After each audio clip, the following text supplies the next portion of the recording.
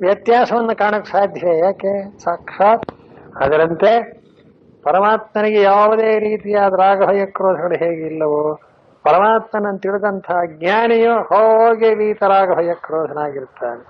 ಇವನಿಗೆ ಮುನಿ ಮುನಿ ಮುನಿ ಅಂದ್ರೆ ಮನನಾಥ್, ಆತ್ಮಮನನ ಮಾಡ್ತಾ ಇರೋಣದ್ರಿಂದ ಅವನಿಗೆ ಯಾವುದೊಂದು ಅಂಟೋದಿಲ್ಲ. ಯಸ್ ಸರ್ವತ್ರ ಅನಭಿಸ್ನೇಹ ತತ್ತತ್ ಪ್ರಾಪ್ಯ ಶುಭಾಶುಭಂ ನಾಭಿನಂದತಿ ನ ದ್ವೇಷ್ಟೇಂದ್ರ. ಇದು ಒಂದು ಅವನ ಸ್ವರೂಪ. ಅನಭಿಸ್ನೇಹ ಅಂದ್ರೆ ಯಾವ ವಸ್ತುಗಳಲ್ಲಿಯೂ ತನ್ನ ಸ್ನೇಹ ಅಂದ್ರೆ ಪ್ರೀತಿಯನ್ನ ಅಥವಾ ಒಂದು ಪ್ರೇಮವನ್ನ ಅಂಟಿಸಿರುವುದಿಲ್ಲ. ಹಾಗಾಗಿ ಏನನ್ನೂ ಅವನು ಬಯಸೋದಿಲ್ವೇ ಅಂದ್ರೆ ಖಂಡಿತ ಬಯಸಲ್ಲ ಅಂದ್ರೆ ನಾವೇನ್ ತಿಳ್ಕೊತೀವಿ? ದ್ವೇಷ ಮಾಡ್ತಾನೆ ಇಲ್ಲ, ದ್ವೇಷ ಮಾಡೋದಿಲ್ಲ. ಯಾವೊಂದಾನೊಂದು ಇಷ್ಟವಾಗಲಿ ಅನಿಷ್ಟವಾಗಲಿ ಎಲ್ಲರಂತೆಯೇ ಅವನಿಗೆ ಒದಗಿದ್ರೂ ತತ್ತತ್ ಪ್ರಾಪ್ಯ ಶುಭಾಶುಭಂ, ಅಷ್ಟೇ ತಾನೇ. ಅದಕ್ಕಾಗಿ ಅವನು ಎಂದಿಗೂ ಕೂಡ ನಾಭಿನಂದತೆ, ಸುಖ ಬಂದ್ರೆ ಶುಭವಾದದ್ದು ಬಂದ್ರೆ ಅಭಿನಂದನ ಮಾಡಲ್ಲ. ಹಾಗೇನೆ ದುಃಖ ಬಂದ್ರೆ ನ ದ್ವೇಷ್ಟೇ, ದ್ವೇಷವನ್ನು ಮಾಡಲ್ಲ. ಯಾಕೆ? ಅದ್ರ ಬಾಡಿಗೆ ಅದು ಬರುತ್ತೆ ಹೋಗುತ್ತೆ. ದೊಡ್ಡವರೇನ್ ಹೇಳ್ತಾರೆ? ಸುಖ ದುಃಖ ಅಂತಕ್ಕದ್ದು ಅನಿತ್ಯ. ಸುಖಸ್ಯಾನಂತರಂ ದುಃಖಂ, ದುಃಖಸ್ಯಾನಂತರಂ ಸುಖಂ. ಸುಖ ಬಂತು ಅನ್ನೆ, ಹಾಗಾದ್ರೆ ದುಃಖ ಬರುತ್ತೆ ಅಂತ ಗೊತ್ತು. ದುಃಖ ಬಂತು ಅನ್ನೆ, ಸುಖ ಬರುತ್ತೆ. ಯಾವುದೂ ಕೂಡ ಶಾಶ್ವತವಾಗಿರೋದಿಲ್ಲ. ಅದನ್ನ ಹಾಗೆ ಸಮಚಿತ್ತದಿಂದ ನೋಡತಕ್ಕಂತಹ ಸ್ವಭಾವ ಇರುತ್ತೆ. ಆದ್ದರಿಂದ ನಾಭಿನಂದತೆ ನ ದ್ವೇಷ್ಟೇ, ಅದನ್ನ ತಿರಸ್ಕಾರವೂ ಮಾಡಲ್ಲ, ದ್ವೇಷವೂ ಮಾಡೋದಿಲ್ಲ. ಇಂಥವನ ಬುದ್ಧಿ ಹೇಗಿರುತ್ತೆ? ತಸ್ಯ ಪ್ರಜ್ಞಾ ಪ್ರತಿಷ್ಠಿತ, ಇವನನ್ನೇ ಸ್ಥಿತ ಪ್ರಜ್ಞಾ ಅಂತ ಕರೀತಾರೆ. ಇನ್ನು ಒಂದು ಉದಾಹರಣೆ ಕೊಟ್ಟು ಆ ಸ್ಥಿತ ಪ್ರಜ್ಞನ ಲಕ್ಷಣವನ್ನ ಮುಕ್ತಾಯ ಮಾಡ್ತಾರೆ. ಇನ್ನು ಮುಂದಿದೆ ಸುದ್ದಿ. ಯದಾ ಸಂಹರತೆ ಚಾಯಂ ಕೂರ್ಮಾಂಗಾನೀವ ಸರ್ವಶಃ ಇಂದ್ರಿಯಾಣೀಂದ್ರಿಯಾರ್ಥೇಭ್ಯಃ ತಸ್ಯ ಪ್ರಜ್ಞಾ ಪ್ರತಿಷ್ಠಿತ. ಇದು ಸರಳವಾಗಿದೆ ಶ್ಲೋಕ. ಹೇಗೆ ಅಂದ್ರೆ ಇಂದ್ರಿಯಾಣಿ ಇಂದ್ರಿಯಾರ್ಥೇಭ್ಯ ಸಂಹರತೆ. ಇಂದ್ರಿಯಗಳಿರೋದು ಯಾತಕ್ಕೆ? ವಿಷಯಗಳನ್ನು ಅನುಭವಿಸೋದಕ್ಕೆ. ಕಣ್ಣು, ಕಿವಿ, ಮೂಗು, ನಾಲಿಗೆ ಪಂಚೇಂದ್ರಿಯಗಳಿದೆ. ಶಬ್ದ ಸ್ಪರ್ಶ ರೂಪ ರಸಗಂಧಗಳಿದೆ. ಆದ್ರಿಂದ ಒಂದೊಂದು ಇಂದ್ರಿಯ ಒಂದೊಂದು ವಿಷಯಗಳನ್ನ ಪ್ರತಿ ಕ್ಷಣದಲ್ಲಿಯೂ ಕೂಡ ಸ್ವೀಕಾರ ಮಾಡ್ತಾ ಇರುತ್ತೆ. ನಮ್ಮ ಜೀವನದಲ್ಲಿ ಏನಾಗಿದೆ? ಒಳ್ಳೆಯದು ಬಂದ್ರೆ ಸುಖ ಪಡ್ತೇವೆ, ಕೆಟ್ಟದ್ದು ಬಂದರೆ ದುಃಖ ಪಡ್ತೇವೆ. ಹೀಗಾಗಿ ಈ ಇಂದ್ರಿಯಗಳಿಗೂ ವಿಷಯಗಳಿಗೂ ಆಗತಕ್ಕ ಪರಸ್ಪರ ಸಂಬಂಧದಿಂದ ಆಗತಕ್ಕ ಸುಖ ದುಃಖಗಳನ್ನೆಲ್ಲ ನಾನು ನನ್ನದು ಅಂತ ನಾವು ಪ್ರತಿಕ್ಷಣದಲ್ಲಿ ಅನುಭವಿಸ್ತೇವಲ್ಲ, ಅದನ್ನ ಸ್ಥಿತ ಪ್ರಜ್ಞನಿಗೆ ಎಂದೆಂದಿಗೂ ಅನ್ವಯಿಸುವಂತಿಲ್ಲ. ಅವನಿಗೆ ಇಂದ್ರಿಯಗಳಿರಲ್ವೇ? ಇರುತ್ತೆ, ಅದಕ್ಕೆ ಉತ್ತರ ಕೊಡ್ತಾರೆ. ಅವನ ಕಣ್ಣಿರಲ್ವೇ? ಇರುತ್ತೆ. ನೋಡಲ್ವೇ? ನೋಡ್ತಾನೆ. ಕೇಳಲ್ವೇ? ಕೇಳ್ತಾನೆ. ಆದ್ರೆ ನಮಗೇನು ಪರಿಣಾಮ ಆಗುತ್ತೋ ಅದು ಅವನಿಗಾಗಲ್ಲ. ಯಾಕೆ? ಸಂಹರತೆ ಅಂತ ಆ ಇಂದ್ರಿಯಗಳನ್ನು ತನ್ನ ವಶದಲ್ಲಿ ಇಟ್ಕೊಂಡಿರೋಣದ್ರಿಂದ ವಿಷಯಗಳ ಕಡೆಗೆ ಅವುಗಳನ್ನು ಹೊರಬಿಡುವುದಿಲ್ಲ. ಇದೇ ಇಂದ್ರಿಯ ನಿಗ್ರಹ ಅಂತ. ನಿಗ್ರಹ ಅಂದ್ರೆ ಅದನ್ನು ಬಲವಂತದಿಂದ ತಡೆಯೋದಿಲ್ಲ,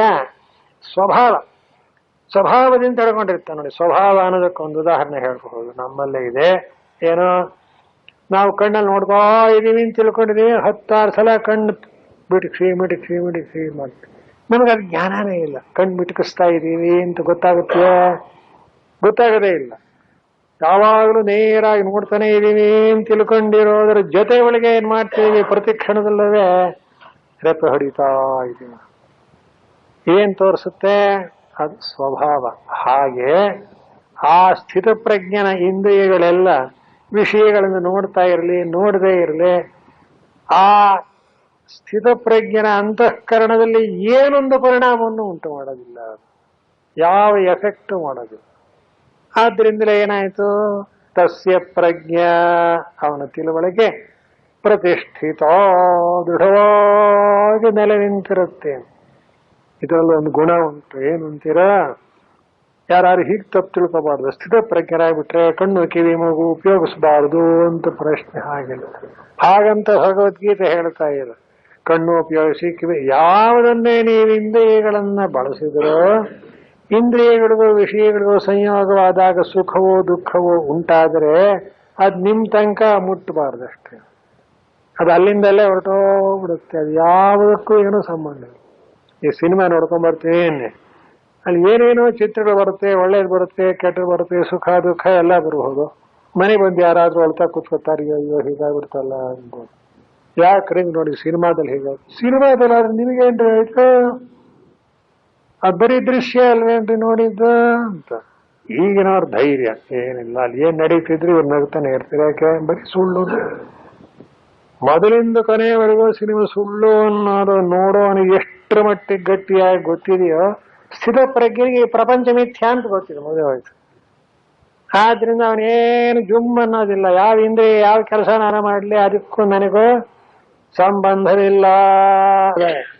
ಇಂದ್ರಿಯಾಣಿ ಇಂದ್ರಿಯಾರ್ಥೇಭ್ಯ ಅಂತ ನೋಡಿದ್ರ, ಇದೊಂದು ದೊಡ್ಡ ಸಾಧನೆ. ಭಗವಂತ ಸ್ಥಿತಪ್ರಜ್ಞನ ಲಕ್ಷಣವನ್ನು ಹೇಳುವುದರ ಮೂಲಕ ಹೀಗಿದೆ, ಈ ರೀತಿಯಾಗಿ ಯಾವನು ತಾನು ಜೀವಂತನಾಗಿರುವಾಗಲೇನೆ ತನ್ನ ಇಂದ್ರಿಯ ಮನೋಬುದ್ಧಿಗಳನ್ನು ಹರಿ ಓಂ ಶ್ರೀ ಜಯಿಸೇ ತಾನು ನೆಲೆ ನಿಂತಿರ್ತಾನ, ಅವನಿಗೆ ಮಾತ್ರವೇ ಪ್ರಜ್ಞಾ ಪ್ರತಿಷ್ಠಿತ, ಅವನ ಬುದ್ಧಿ ದೃಢವಾಗಿ ನೆಲೆ ನಿಂತಿರುತ್ತದೆ. ಇಷ್ಟು ಹೇಳಿದ್ದಾರೆ. ಇನ್ನೂ 4 ಶ್ಲೋಕಗಳಿವೆ. ನಿವರ್ತಂತೆ ನಿರಾಹಾರಸ್ಯ ದೇಹಿನಃ ರಸವರ್ಜ್ಯಂ ರಸೋಪ್ಯಸ್ಯ ಪರಂ ದೃಷ್ಟ್ವಾ ನಿವರ್ತತೆ. ಶ್ರೀಮದ್ ಭಗವದ್ಗೀತೆಯ 2ನೇ ಅಧ್ಯಾಯದ ಸ್ಥಿತಪ್ರಜ್ಞ ಲಕ್ಷಣದ ವಿಷಯವಾದ ವಿಚಾರ ಸರಣಿ ಈವರೆಗೆ ನಡೆದುಕೊಂಡು ಬಂದಿದೆ. ಈ 2ನೇ ಅಧ್ಯಾಯ ಪ್ರಧಾನವಾಗಿ ಬ್ರಹ್ಮತತ್ವವನ್ನ ತಿಳಿಸೋದಕ್ಕೋಸ್ಕರಲೇ ಹೊರಟಿದೆ. ಅದಕ್ಕೆ ಕಾರಣ ಭಗವತ್ಪಾದರೇ ಬರೆದಿದ್ದಾರೆ. ಬ್ರಹ್ಮತತ್ವ, ಬ್ರಹ್ಮವೇ ತನ್ನ ಆತ್ಮ ಅಂತಕ್ಕ ಜ್ಞಾನ ಉಂಟಾದರೆ ಮಾತ್ರ ಶೋಕಮೋಹಗಳು ಹೋಗುತ್ತವೆಯೇ ಹೊರತು ಇನ್ನು ಶೋಕಮೋಹಗಳನ್ನು ಕಳೆಯೋದಕ್ಕೆ ಜ್ಞಾನವನ್ನು ಬಿಟ್ಟರೆ ಬೇರೆ ಉಪಾಯ ಇಲ್ಲ. ಆಗುವುದು ಯಾವ ಜ್ಞಾನ ಅಂದ್ರು ವಾಸುದೇವ ತತ್ವಜ್ಞಾನ. ವಾಸುದೇವ ಅಂದ್ರೆ ಯಾರು ಅದನ್ನು ವರ್ಣನೆ ಮಾಡ್ತಾ ಜಗತ್ತಿಗೆಲ್ಲ ಆತ್ಮನಾಗಿ ಒಡೆಯನಾಗಿ ಸರ್ವಾಂತನಾಗಿರತಕ್ಕ ಪರಮಾತ್ಮನನ್ನೇ. ಅವನು ಎಲ್ಲಿದ್ದಾನೆ ಅಂತ ಕೇಳಬೇಡಿ, ಎಲ್ಲೆಲ್ಲಿಯೋ ಇದ್ದಾನೆ. ವಿಚಾರ ಮಾಡತಕ್ಕವನ ಹೃದಯದಲ್ಲೂ ಇದ್ದಾನೆ, ಗುರುವಿನ ಹೃದಯದಲ್ಲೂ ಇದ್ದಾನೆ, ಸರ್ವಾಂತರನಾಗಿ. ಹಾಗಂತ ಯಾವನು ತಿಳ್ಕೊಂಡಿದ್ದಾನೋ ಅವನಿಗೇನು ಹೆಸರು? ಸ್ಥಿತಪ್ರಜ್ಞ. ಸ್ಥಿತ ಪ್ರತಿಷ್ಠಿತ ಅಹಮಸ್ಮಿ ಪರಂ ಬ್ರಹ್ಮ ಇತಿ ಅಂತ ಭಗವತ್ಪಾದರು ವಿವರಣೆ ಕೊಟ್ಟಿದ್ದಾರೆ. ಸ್ಥಿತಪ್ರಜ್ಞ ಅಂದ್ರೆ ಪ್ರತಿಷ್ಠಿತ ಅಂದ್ರೇನು? ದೃಢವಾಗಿ ನೆಲೆ ನಿಂತಹ. ಪ್ರಜ್ಞಾ ಅಂದ್ರೆ ತಿಳುವಳಿಕೆ, ಜ್ಞಾನ ಯಾವನಿಗೆ ಇದೆಯೋ ಅವನನ್ನು ಏನಂತೇವೆ? ಸ್ಥಿತ ಪ್ರಜ್ಞಾ ಅಂತ ಕರೀತೇವೆ. ಇದು ಅರ್ಜುನನ ಒಂದಾನೊಂದು ಪ್ರಶ್ನೆಯಿಂದಲೇ ಪ್ರಾರಂಭವಾಯಿತು. ಅರ್ಜುನಂಗೆ ಏನ್ ಸಂದೇಹ ಬಂದಿತ್ತು ಅಂದ್ರೆ, ಆತ್ಮಜ್ಞಾನವನ್ನ ಸಂಪಾದನೆ ಮಾಡ್ಕೊಂಡ್ಬಿಟ್ರೆ ಸರ್ವವು ಆತ್ಮ ಅಂತ ತಿಳ್ಕೊಂಡಾಗ ವ್ಯವಹಾರದ ಗತಿ ಏನು? ನಾವೆಲ್ಲ ಕೇಳೋ ಪ್ರಶ್ನೆಯ ಅರ್ಜುನನ ಬಾಯಲ್ಲಿ ವೇದವ್ಯಾಸರು ಇಟ್ಟಿದ್ದಾರೆ. ನಮ್ಗೆ ಹಾಗನ್ಸುತ್ತೆ, ಅಯ್ಯೋ ನೋಡಿ, ಕೆಲವರಂತೂ ಪಾಪ ಹೇಳ್ತಾರೆ, ನಮ್ಮ ಮನೆಯವರ ವೇದಾಂತ ಓದಕ್ಕೆ ಶುರು ಮಾಡಿ ಸಂಸಾರ ಎಲ್ಲ ಬಿಟ್ಬಿಟ್ರು, ತೊಂದರೆ ಆಗೋಯ್ತು ಅಂತ ಹೇಳ್ತಿರ್ತಾರೆ. ಆದ್ದರಿಂದಲೇ ಪ್ರತಿಯೊಬ್ಬರಿಗೂ ಭಯ, ಹೇಗೋ ಏನೋ ಕಾರ್ಯಾಲಯಕ್ಕೆ ಬಂದು ಹೇಗೋ ಜ್ಞಾನ ಆಗ್ಬಿಟ್ರೆ ಏನ್ ಗತಿ ಅಂತ ಹೀಗೆಲ್ಲ ನಾನಾ ಪ್ರಕಾರವಾಗಿ ತಪ್ಪಾಗಿ ಚಿಂತೆ ಮಾಡ್ತಾ ಇರ್ತಾರೆ. ಅದೇ ರೀತಿ ಅರ್ಜುನ ನಮ್ಮ ಪರವಾಗಿ ಕೇಳ್ತಾರೆ, ಭಗವಂತ ಎಲ್ಲ ಸರಿ, ಇಂಥ ಯಾವ ಸರ್ವಾತ್ಮಭಾವ ಪರಬ್ರಹ್ಮ ತತ್ವವೇ ತಾನು ಅಂತ ಆತ್ಮಜ್ಞಾನವನ್ನು ಮಾಡ್ಕೊಂಡ್ಬಿಟ್ರೆ ಅವನ ವ್ಯವಹಾರದ ಗತಿ ಏನು? ವೇದಾಂತದಲ್ಲಿ ಇದು ಬಹಳ ದೊಡ್ಡ ಪ್ರಶ್ನೆ. ಉಪನಿಷತ್ತುಗಳಲ್ಲಿಯೂ ಕೂಡ ಬರುತ್ತೆ. ಏನಂತಾರೆ? ಬ್ರಹ್ಮಜ್ಞಾನಿ ವ್ಯವಹಾರ ಹೇಗಿರುತ್ತೆ, ಅವನಿಗೆ ಪಾಪ ಪುಣ್ಯಗಳು ಅಂಟಿದೆಯೋ ಇಲ್ಲವೋ, ಇದನ್ನೆಲ್ಲ ಉಪನಿಷತ್ತಿನಲ್ಲಿ ಬೃಹದಾರಣ್ಯಕ ವಿಸ್ತಾರವಾಗಿ. ಆದ್ರೆ ಯಾರು ಭಯಪಡಬೇಕಾಗಿಲ್ಲ.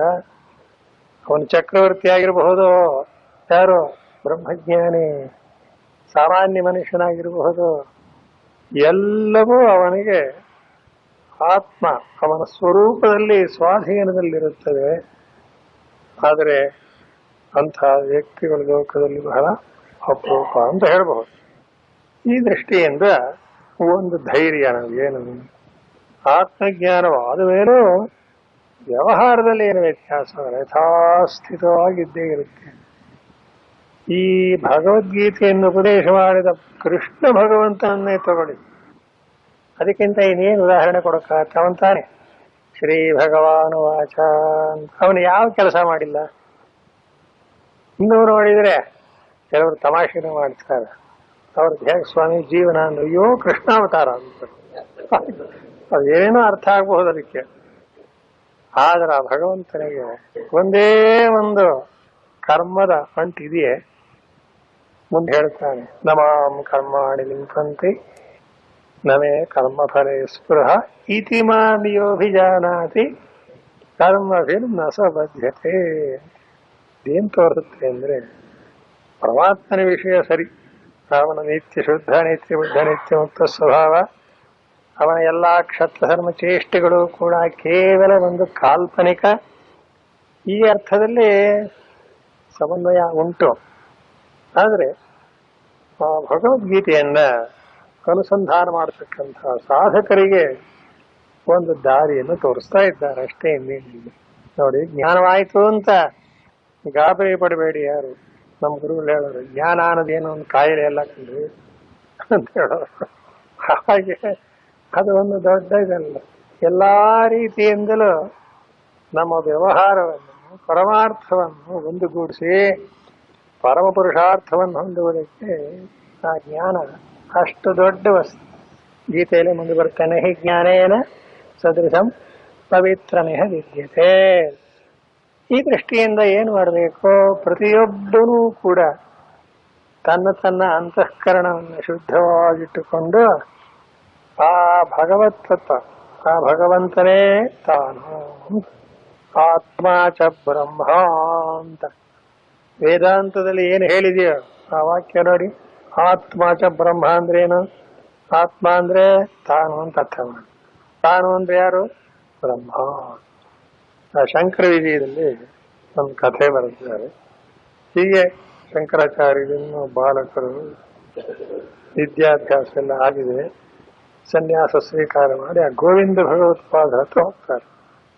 ಗುರುಗಳನ್ನು ಹುಡ್ಕೊಂಡು ಹೋಗ್ತಾರೆ. ಹೋಗ್ಬಿಟ್ಟು ಎಂದಿನಂತೆ ನಮಸ್ಕಾರ ಮಾಡ್ತಾರೆ. ಕಸ್ತ್ವಂ, ಯಾರಯ್ಯ ನೀನು ಕೇಳ್ಬೇಕಲ್ಲ, ಹೊಸದಾಗಿ ಯಾರಾದ್ರೂ ಬಂದೆ. ಅವ್ರು ಕೊಡೋ ಉತ್ತರ ಮಾಡಿ, ಸ್ವಾಮಿನ್ನಹಂ ನ ಪೃಥಿವಿ ನ ಜಲಂ ನ ತೇಜ ಅಂತ ಶ್ಲೋಕ ಏನ್ ಚೆನ್ನಾಗಿದೆ. ಪ್ರಾರಂಭವಾಗಿ ಶಿವೋಹಮಸ್ಮೇ ಅಂದ್ರ, ಈ ಉತ್ತರ ಯಾರಿಗಾದ್ರೂ ಹೇಳೋ ಧೈರ್ಯ ಇದೆಯೇ?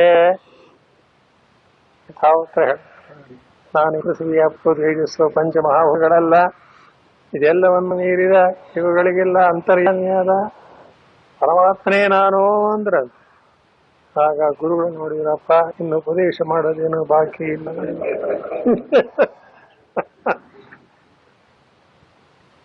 ಆಗ ನಾನೊಂದು ಆಜ್ಞೆ ಕೊಡ್ತೀನಿ. ಏನು? ನೀನೊಬ್ಬ ತಿಳ್ಕೊಂಡು ಕೃತಾರ್ಥ ಆದರೆ ನನಗೆ ತೃಪ್ತಿ ಇಲ್ಲ. ಜಗತ್ತಿಗೆಲ್ಲ ಈ ತತ್ವವನ್ನು ನೀನು ವಿಚಾರ ಮಾಡಬೇಕು. ಇಂಥ ಕಥೆಗಳಲ್ಲಿ ಕೇಳಿದಾಗ ಜೀವನವನ್ನು ಸಾರ್ಥಕ ಮಾಡಿಕೊಳ್ಳೋದು ಹೇಗೆ ಅನ್ನೋದು ಪ್ರತಿಯೊಂದು ಅರ್ಥ ಮಾಡಿಕೊಳ್ಳೋ ಸಂದರ್ಭ. ಹಾಗೆ ಭಗವದ್ಗೀತೆ ಆಗಲಿ, ಬೇರೊಂದು ಅಧ್ಯಾತ್ಮ ಗ್ರಂಥ ಆಗಲಿ, ಎಲ್ಲರೂ ಏಕಕಂಠದಿಂದ ಹೇಳತಕ್ಕ ತಾನೇ ಪರಬ್ರಹ್ಮ ಅನ್ನೋ ಸಿದ್ಧಾಂತ ಅದು ಜ್ಞಾನಕ್ಕೆ ಮಾಡ ಸಂಬಂಧಪಟ್ಟದ್ದು, ವ್ಯವಹಾರಕ್ಕೆ ಸಂಬಂಧದ್ದಲ್ಲ. ಅದು ವ್ಯವಹಾರ ಮಾಡಿ ವ್ಯವಹಾರ ನಡೀತಾ ಇರುತ್ತೆ. ಯಾಕೆ? ಶರೀರ ಇರೋವರೆಗೆ ಕಣ್ಣು ನೋಡುತ್ತೆ, ಕಿವಿ ಕೇಳುತ್ತೆ, ಮೂಗು ಮೂಸುತ್ತೆ, ಅದರ ಕೆಲಸ ಅದು ಮಾಡ್ತಾ ಇರುತ್ತೆ. ಒಂದು 5ನೇ ಅಧ್ಯಾಯದಲ್ಲಿ ಬರೀತಾರೆ, ಜ್ಞಾನಿ ಏನ್ ಮಾಡ್ತಾನೆ? ಏನಿಲ್ಲ. ಪಶ್ಯನ್ ಶೃಣ್ವನ್ ಸ್ಪೃಶನ್ ಜಿಘ್ರನ್ ಅಂತದ್ದು ಬರ್ಬಿಟ್ಟು ಇಂದ್ರಿಯಾಣಿ ಇಂದ್ರಿಯಾರ್ಥೇಶ ವರ್ತಂತೆ, ಅದಾದ್ರೆ ಕೆಲಸ ಅದು ಮಾಡ್ಕೊಳ್ಳುತ್ತೆ, ನನಗೇನು ಸಂಬಂಧ ಅಂತ ಈ ವಿವೇಕ ನಿಜವಾಗಿಯೂ ಉಂಟಾದದ್ದೇ ಆದರೆ ಯಾವನು ಯಾವ ಭಯವೂ ಇದೇ ನಿಜವಾದ ಆತ್ಮಜ್ಞಾನ. ಯಾಕೆ? ಇಂದ್ರಿಯಗಳು ಮನಸ್ಸು ಬುದ್ಧಿ ಇರೋ ತನಕ ಅದರ ಕೆಲಸ, ನಾನು ಅಂತ ಯಾಕೆ ಅದಕ್ಕೆ ಸಂಬಂಧ ಮಾಡ್ಕೋಬೇಕು? ನಮ್ ತಪ್ಪೇನಾಗಿದೆ? ಅವಿದ್ಯೆ. ನೋಡಿದ್ರೆ ನಾನು ನೋಡ್ತೇನೆ, ಕೇಳಿದ್ರೆ ನಾನು ಕೇಳ್ತೀನಿ. ಪ್ರತಿಯೊಂದು ಹಿಂದ್ಗಡೆ ಏನಿರಬೇಕು? ನಾನು ಅದಿರೋ ಗೋಳು ಏನಿಲ್ಲ. ಆವಾಗ ಜ್ಞಾನಿಯ ದೃಷ್ಟಿಯಿಂದ ನೋಡಿದ್ರೆ ಅವನಿಗೆ ಸರ್ವಾತ್ಮ ಭಾವ ಬಂದ್ಬಿಟ್ಟಾದ್ರಿಂದ ಅವನಿಗೆ ಆ ನಾನು ಅಹಂಕಾರ ಹೊರಟೋಗಿರೋಣದರಿಂದ ಇದು ಮನುಷ್ಯನಿಗೂ ಗೊತ್ತಿದೆ. ಈ ಚಿಕ್ಕ ಮಕ್ಕಳಾಗಿರ್ತಾರೆ ನೋಡಿ, ಅವಾಗ ಏನು ಗೊತ್ತಿರೋದು, ಹೇಳ್ತೀವೋ ಬೀಳ್ತೀವೋ ಮತ್ತೊಂದು ಆ ತಾಯಿಯನ್ನು ಮಗು ಎಲ್ಲಿ ಬಿದ್ದಿತ್ತೋ ಅದು ಸಚಿವಾದ ಆಹಾರ ಕೊಡಬೇಕು ಅಂತ ಹೀಗೆ ಅವ್ರು ಯೋಚನೆ ಮಾಡಬೇಕೆ ಹೊರತು ಈ ಮಕ್ಕಳಿಗೆ ಅದ್ರ ಮೇಲೆ ಏನು ಜ್ಞಾನ. ಅದಕ್ಕೆ ವೇದಾಂತಲ್ಲಿ ಏನಂತಾರೆ ಗೊತ್ತೇ? ದೊಡ್ಡವರಾದ ಮೇಲೆ ಪಾಂಡಿತ್ಯಂ ನಿರ್ವಿದ್ಯ ಬಾಲ್ಯೇನ ತಿಷ್ಠಾಸೆ. ಮಕ್ಕಳಿದ್ದಾಗ ಇದ್ಬಿಡಿ ಅಂತಾರೆ. ಮಕ್ಕಳಿದ್ದಾಗೆ ಅಂದ್ರೆ ಮಕ್ಕಳಾಗಿ ಚಾಷ್ಟೆ ಮಾಡಿ ಇದೆಲ್ಲ ಸ್ವಭಾವ. ತಾನು ತನ್ನ ಎಂಬತಕ್ಕ ಭಾವನೆಯನ್ನ ಮರೆತು ಎಲ್ಲವನ್ನು ನಮ್ಮ ಗುರುಗಳ ತಮಾಷೆಗಳು. ಅಕಸ್ಮಾತ್ ಕಳ್ಳ ಮನೆಗೆ ಬರ್ತಾನೆ ಅಂತಿದ್ವಿ, ಮಾವ ಅನ್ನತ್ತಂತದ್ದು. ಅದಕ್ಕೆ ಮಾವ ಅನ್ನೋದು ಗೊತ್ತೇ ಹೊರತು ಯಾರು ಏನು ಅಂತ ಆ ಬಾಲ್ಯ ಭಾವವನ್ನು ನಾವು ಸ್ವಲ್ಪ ಅನುಸಂಧಾನ ಮಾಡಿದರೆ ವಯಸ್ಸಾದ ಮೇಲೆ ಹಾಗೆಯೇ ಇರತಕ್ಕಂಥ ಒಂದು ಸ್ವಭಾವ ಬಂದರೆ ನಿಜವಾಗಿಯೂ ಕೂಡ ಅದು ಒಂದು ಮೆಟ್ಲು ನಾವು ಜ್ಞಾನ ಕಡೆಗೆ ಬಂದ ಹಾಗೆ. ಅದಕ್ಕೋಸ್ಕರ ಅರ್ಜುನ ಕೇಳಿದ, ಏನು ಗತಿ? ವ್ಯವಹಾರ ಹೇಗೆ? ಪರಬ್ರಹ್ಮವೇ ತಾನು ಅಂತ ಮೂಲೆ ಕೂತ್ಬಿಟ್ರೆ ಗತಿ ಏನು? ಅನೇಕರಿಗೆ ಇದೊಂದು ಭಯ. ವೇದಾಂತ ಓದ್ಬಿಟ್ರೆ ಅವನು ಸೋಮಾರಿ ಆಗ್ತಾನೆ, ಕೆಲಸ ಮಾಡಲ್ಲ, ಕೂಡ್ತಾನೆ. ಈಗಲ್ಲ, ವೇದಾಂತ ಅನ್ನೋದು ಅಂಥ ಒಂದು ಸಬ್ಜೆಕ್ಟ್ ಆಗಿದ್ರೆ ಅದಕ್ಕೆಲ್ಲರೂ ಬೆಲೆ ಬರ್ತಿತ್ತೆ, ಏನಾದ್ರು ಮಾಡ್ತಿದ್ರೆ. ಅದಲ್ಲ. ನಿಜ ಏನು? ತನ್ನ ಸ್ವರೂಪ ಅಂತ ತಿಳ್ಕೊಂಡಲ್ಲದೆ ತನ್ನಲ್ಲಿರಕ್ಕ ಆತ್ಮನೇ ಎಲ್ಲರಲ್ಲಿಯೂ ಇದ್ದ ಅಂತಕ್ಕ ಸರ್ವಾತ್ಮ ಭಾವ ಬಂದ ರಾಗದ್ವೇಷಗಳಿಗಾಗಲಿ ಕಾಮಕ್ರೋಧಗಳಿಗಾಗಲಿ ಯಾವುದಕ್ಕೂ ಅವಕಾಶವಿಲ್ಲ. ಆದ್ದರಿಂದಲೇ ಅರ್ಜುನ ಹೇಗಾದರೂ ಆಗಲಿ ಅಂತ ನಮ್ಮೆಲ್ಲರ ಪರವ ಕೇಳಿಬಿಟ್ಟು, ಈಗ ತಾನೇ ಪರಬ್ರಹ್ಮ ಅಂತ ತಿಳ್ಕೊಂಡಂತಹ ಜ್ಞಾನಿ ವ್ಯವಹಾರ ಹೇಗೆ ಮಾಡ್ತಾನೆ? ಕಿಮಾತೀತ ಪರಜೇತ ಕಿಂ ಹೀಗೆ ಕೇಳಿ ಅದಕ್ಕೆ ಭಗವಂತನಾಗಿ ಉತ್ತರವನ್ನು ಹೇಳ್ತಾ ಏನಂದ, ಈ ರೀತಿಯಾಗಿ ಯಾವನು ಆ ಪರಬ್ರಹ್ಮವನ್ನ ಆತ್ಮನೇ ಎಂಬುದಾಗಿ ತಿಳ್ಕೊಂಡಿದ್ನೋ, ಎಲ್ಲಾ ಆತ್ಮಗಳನ್ನು ತ್ಯಾಗ ಮಾಡಿದ್ದಾನೋ, ದುಃಖದಲ್ಲಿ ಎಂದಿಗೂ ಮನೋದ್ವಿಗ್ಮನಃ ಮನಸ್ಸನ್ನ ಕೆಡಿಸಿಕೊಳ್ಳುವುದಿಲ್ಲವೋ, ಸುಖಾಪರಾಧಿ ಅಂಟಿಕೊಳ್ಳುವುದಿಲ್ಲವೋ, ಇವನೇ ಸ್ಥಿತ ಪ್ರಜ್ಞಾ ಅಂದರು. ಹಾಗೆ ಹೇಳ್ತಾ ಬಂದು ಇನ್ನೊಂದು ಮಾತು ಹೇಳಿದ್ರು, ಯಥಾ ಸಂಹರತೆ ಚಾಯಂ ಕೂರ್ಮಾಂಗಾನೀವ ಸರ್ವಶಃ ಇಂದ್ರಿಯಾಣಿ ಇಂದ್ರಿಯಾರ್ಥೇಭ್ಯಃ ತಸ್ಯ ಪ್ರಜ್ಞಾ ಪ್ರತಿಷ್ಠಿತಾ. ಹೇ ಅರ್ಜುನ, ಆ ಸ್ಥಿತ ಪ್ರಜ್ಞಾ ಒಂದು ಅತಿ ಮುಖ್ಯವಾದ ವಿಶೇಷವಾದಂಥ ಸ್ವಭಾವ ಏನು ಅಂದರೆ ತನ್ನ ಇಂದ್ರಿಯಗಳನ್ನೆಲ್ಲ ಹತೋಟಿಯಲ್ಲಿ ಇಟ್ಕೊಂಡಿರ್ತಾನೆ. ಹೇಗೆ ಅಂದ್ರೆ ಕೂರ್ಮ ಅಂಗಾನೀವ. ಈ ಆಮೆ ನೀರಿನಲ್ಲಿ ಓಡಾಡ್ತಾ ಇದೆ, ಸುಮ್ಮನೆ ಯಾರು ಒಂಚೂರು ಹಿಕಲ್ ಹೊಡೆದ್ಬಿಟ್ರೆ ಠಕ್ ಅಂತ ಎಲ್ಲ ತನ್ನ ಕೈ ಕಾಲು ಎಲ್ಲ ಒಳಗೆ ಕೆಳ್ಕೊಂಬಿಟ್ಟು ಒಂದು ತಪ್ಪು ಹಾಕೊಂಡ್ಬಿಟ್ಟು ಅದೃಷ್ಟಾಂತ ಕೊಟ್ಟು ಯಾವ ಜ್ಞಾನಿ ಅವನು ಹೇಗಿರ್ತಾನೆ ಅಂದ್ರೆ ಆ ಪಂಚೇಂದ್ರಿಯಗಳನ್ನು ಹಾಗೆ ತನ್ನೊಳಗೆ ಹಕ ಮಾಡಿಕೊಂಡ್ಬಿಟ್ಟಿರ್ತಾರೆ. ಏನೋ ಅವಶ್ಯವಾದಾಗ ಅವಳನ್ನು ಉಪಯೋಗಿಸಬಹುದು, ಉಪಯೋಗಿಸುವಾಗಲೂ ಕೂಡ ನಾನು ಅಹಂಕಾರ ಇರುವುದಿಲ್ಲ. 5ನೇ ಅಧ್ಯಾಯದಲ್ಲಿ ವಿವರವಾಗಿ ಹೇಳ್ತಾರೆ, ಪಶ್ಯನ್ ಶೃಣ್ವನ್ ಸ್ಪರ್ಶನ್ ಅಂತ ಹೇಳಿದ್ದೇನೆ. ಆ ಜ್ಞಾನಿ ನಮ್ಮಂತೆಯೇ ಲೋಕ ವ್ಯವಹಾರದಲ್ಲಿ ನಮಗೆ ಕಾಣೋ ಹಾಗೆ ಎಲ್ಲರಂತ ಕಣ್ಣಿಂದಲೇ ನೋಡ್ತಾನೆ, ಕಿವಿಯಿಂದಲೇ ಕೇಳ್ತಾನೆ, ಮೂಗಿಯಿಂದಲೇ ಮುಸ್ತಾನೆ ಹೊರತು ಹೀಗೆ ತಿಳ್ಕೋಬಾರ್ದು. ಜ್ಞಾನ ಬಂದ್ಬಿಟ್ರೆ ಕಣ್ಣಿನಿಂದಲೂ ಕೂಡ ನೋಡಬಹುದು, ಕೇಳಬಹುದು ಅಂತ ಹಾಗೆಲ್ಲ ಅರ್ಥ ಮಾಡೋ ಹಾಗೆ. ವ್ಯವಹಾರದ ಒಂದು ಚೌಕಟ್ಟಿನಲ್ಲಿ ಏನೇನು ನಿಯಮಗಳು ನಿಬಂಧನೆಗಳು ಸೃಷ್ಟಿಯ ಒಂದು ವೈಚಿತ್ರಗಳು ಇದೆಯೋ ಅದಾವುದು ಬದಲಾವಣೆ ಹಾಗೆ ಇರುತ್ತೆ. ಅದೇ ರೀತಿ ಕಣ್ಣು ಈ ಕಾಲು ಕಿವಿ ಮೂಗು ವ್ಯವಹಾರ ಹೇಳೋದು ಕೇಳೋದು ಸಮಸ್ತವೂ ಇರುತ್ತೆ. ಬದಲಾವಣೆ ಎಲ್ಲಾಗಿರುತ್ತೆ? ಅಂತಃಕರಣದಲ್ಲಿ ಅಷ್ಟೇ. ಮನಸ್ಸಿನಲ್ಲಿ ಆಗತಕ್ಕಂತಹ ಒಂದು ಆನಂದ ಬದಲಾವಣೆ. ನಮ್ಮ ಗುರುಗಳನ್ನ ಯಾರೋ ಒಬ್ರು ಒಂದು ವಾರ ಮುಂಚೆ ಸನ್ಯಾಸ ತಗೊಳ್ಳೋ ಮುಂಚೆ ಬಂದು ಕೇಳಿದ್ರು, ಸ್ವಾಮಿ ಸನ್ಯಾಸ ಸ್ವೀಕಾರ ಮಾಡ್ತೀರಲ್ಲ ಹೇಗೆ ಅಂತ ಹೇಳಿ. ಇವ್ರು ಯಾಕೆ, ಏನಾಗಿದೆ?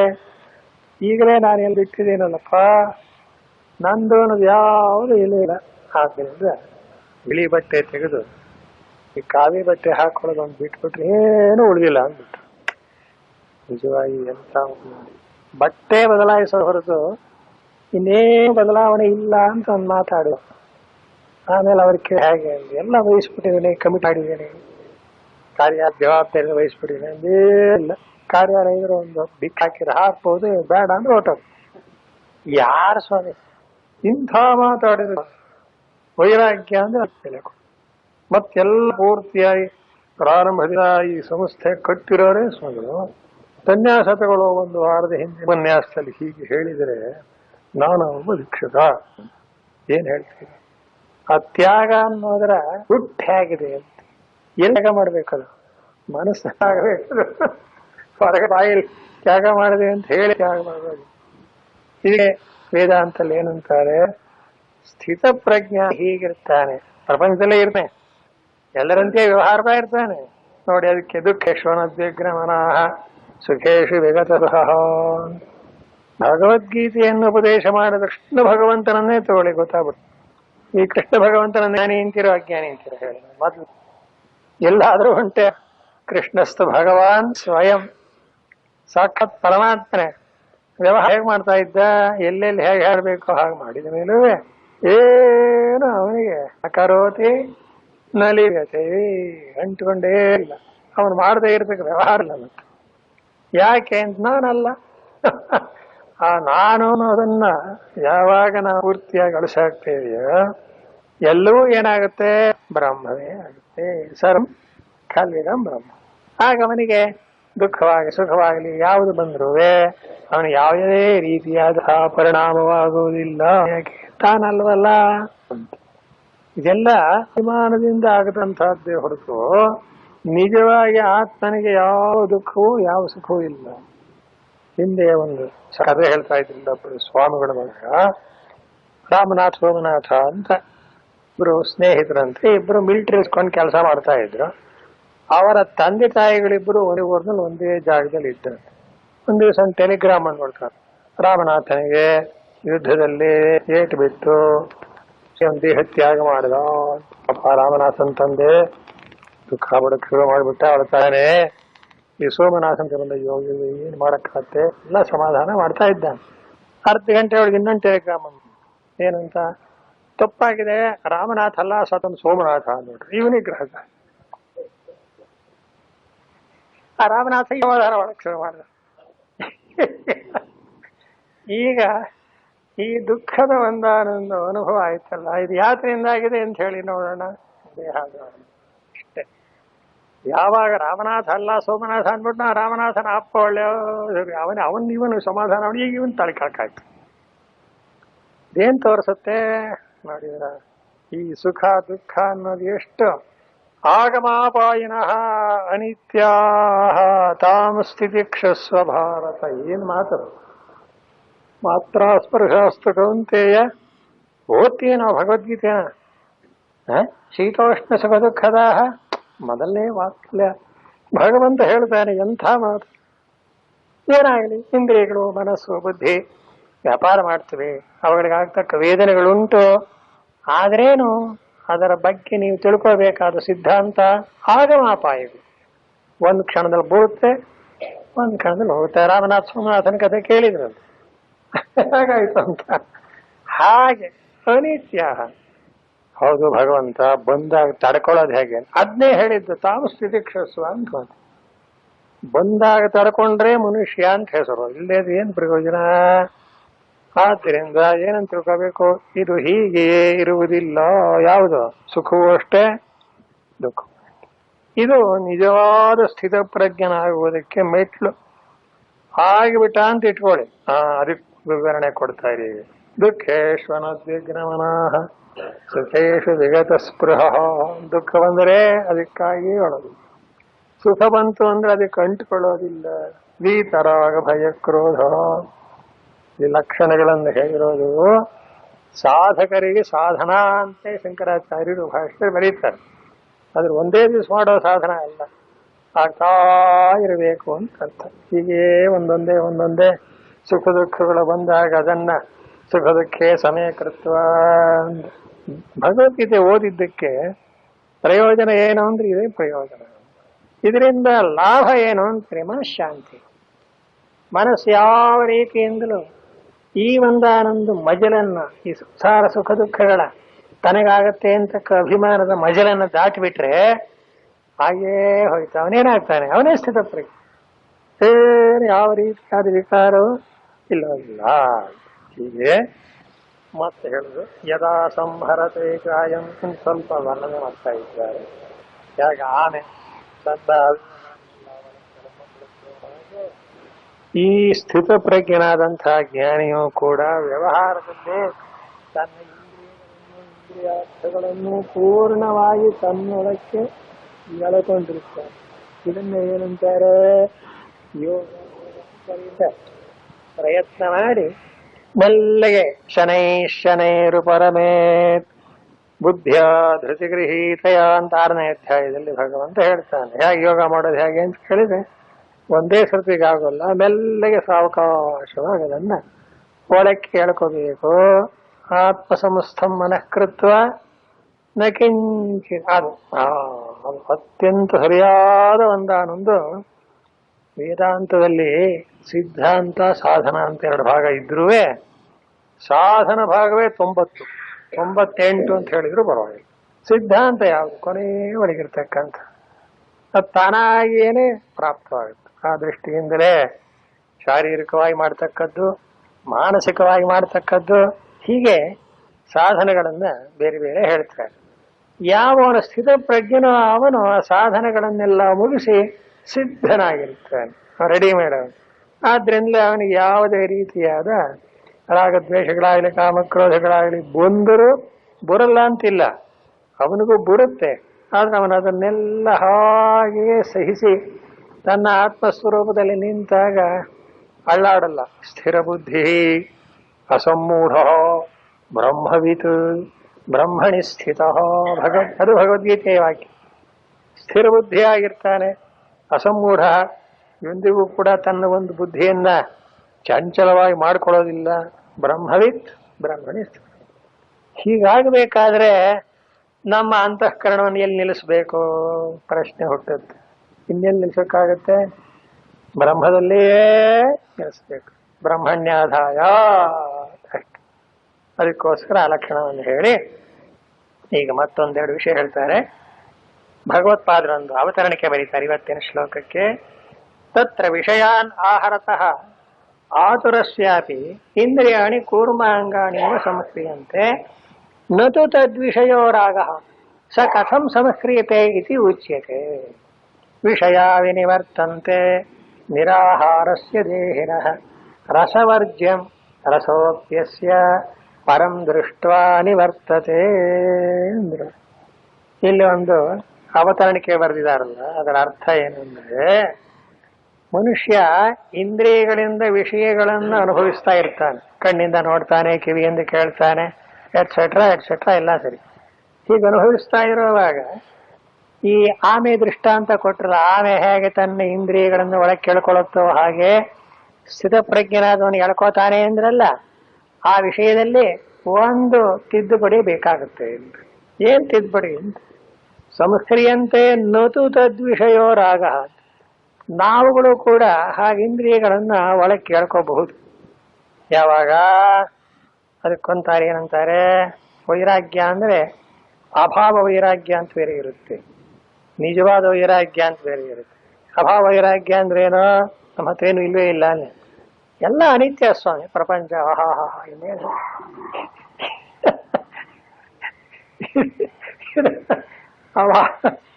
ಅಭಾವ ವೈರಾಗ್ಯ ಅಂತ ತಮಾಷೆ ಮಾಡ್ತಾರೆ. ಈಗ ಅದು ಉದಾಹರಣೆ ಕೊಡ್ತಾರೆ ಭಗವಂತ.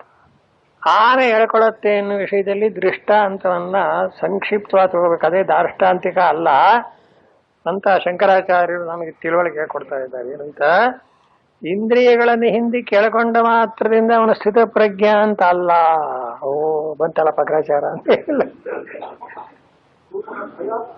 ಅದು ಭಯದಿಂದ ಹೇಳ್ಕೊಳತ್ತ ಅಷ್ಟೆ. ಹಾಗೆ ನಾವು ಯಾವುದೋ ಒಂದು ನಿರ್ಬಂಧಕ್ಕೊಳಪಟ್ಟು ಇಂದ್ರಿಯಗಳನ್ನು ಎಳ್ಕೊಂಡ್ರೆ ಏನ್ ಮಾಡೋದು ಸ್ವಾಮಿ, ಇವತ್ತು ಏಕಾಚಿ, ಅಯ್ಯೋ ಏಕಾಚಿ ಒಂದದ್ದಕ್ಕಷ್ಟೇ, ಇವನ್ ಯಾರು ಉಪವಾಸ ಮಾಡು ಅಂತ ಹೇಳಿದವರು ಮಾಡ್ಬೇಕಲ್ಲ. ಈ ರೀತಿಯಾಗಿ ಇಂದ್ರಿಯ ಮನೋಬುದ್ಧಿಗಳನ್ನು ಒಂದು ಒಳಗಿನ ಕಾಮವನ್ನಾಗಲಿ ಬಯಕೆಯನ್ನಾಗಲಿ ಬಿಡದೆ ಬಲವಂತವಾಗಿ ಹಿಡಿಯುತ್ತಾರಲ್ಲ, ಅದು ಉಪಯೋಗವಿಲ್ಲ. ಅದನ್ನಿಲ್ಲಿ ಹೇಳಿ. ಸ್ಥಿತ ಪ್ರಜ್ಞೆ ಅಂಥವನಲ್ಲ. ಮತ್ತೇನು ನೃತು ತದ್ವಿಷಯೋ ರಾಗ ಅಂತ, ಇಂದ್ರಿಯಗಳನ್ನೇನೋ ಒತ್ತಾಯವಾಗಿ ಅದನ್ನು ಹಿಡಿದು ನಿಲ್ಲಿಸಬಹುದು, ಆದರೂ ಅದರ ವಿಷಯವಾದ ರಾಗ ಅಂದರೆ ಪ್ರೀತಿ ಮಾತ್ರ ಮನಸ್ಸಿನಿಂದ ಹೋಗಿರುವುದಿಲ್ಲ, ಹಾಗೆ ಉಳ್ಕೊಂಡಿರುತ್ತೆ. ಬಹಳ ಹಿಂದೆ ಒಬ್ಬರೊಂದು ಉದಾಹರಣೆ ಹೇಳೋರು, ತಪ್ಪು ತಿಳ್ಕೋಬೇಡಿ. ಯಾವನೊಬ್ಬ ಗೃಹಸ್ಥ ಸಿಟ್ಟು ಬಂದ್ಬಿಡ್ತು, ಮನೆ ಬಿಟ್ಟು ಹೊಟ್ಟೋಗ್ಬಿಟ್ಟ, ಸನ್ಯಾಸ ತಗೊಂಡ್ಬಿಟ್ಟು. ತಗೊಂಡು ಒಂದು 6 ತಿಂಗಳು ಅಥವಾ 1 ತಿಂಗಳು 2 ತಿಂಗಳಾಗಿರ್ಬೋದು. ಮನೆ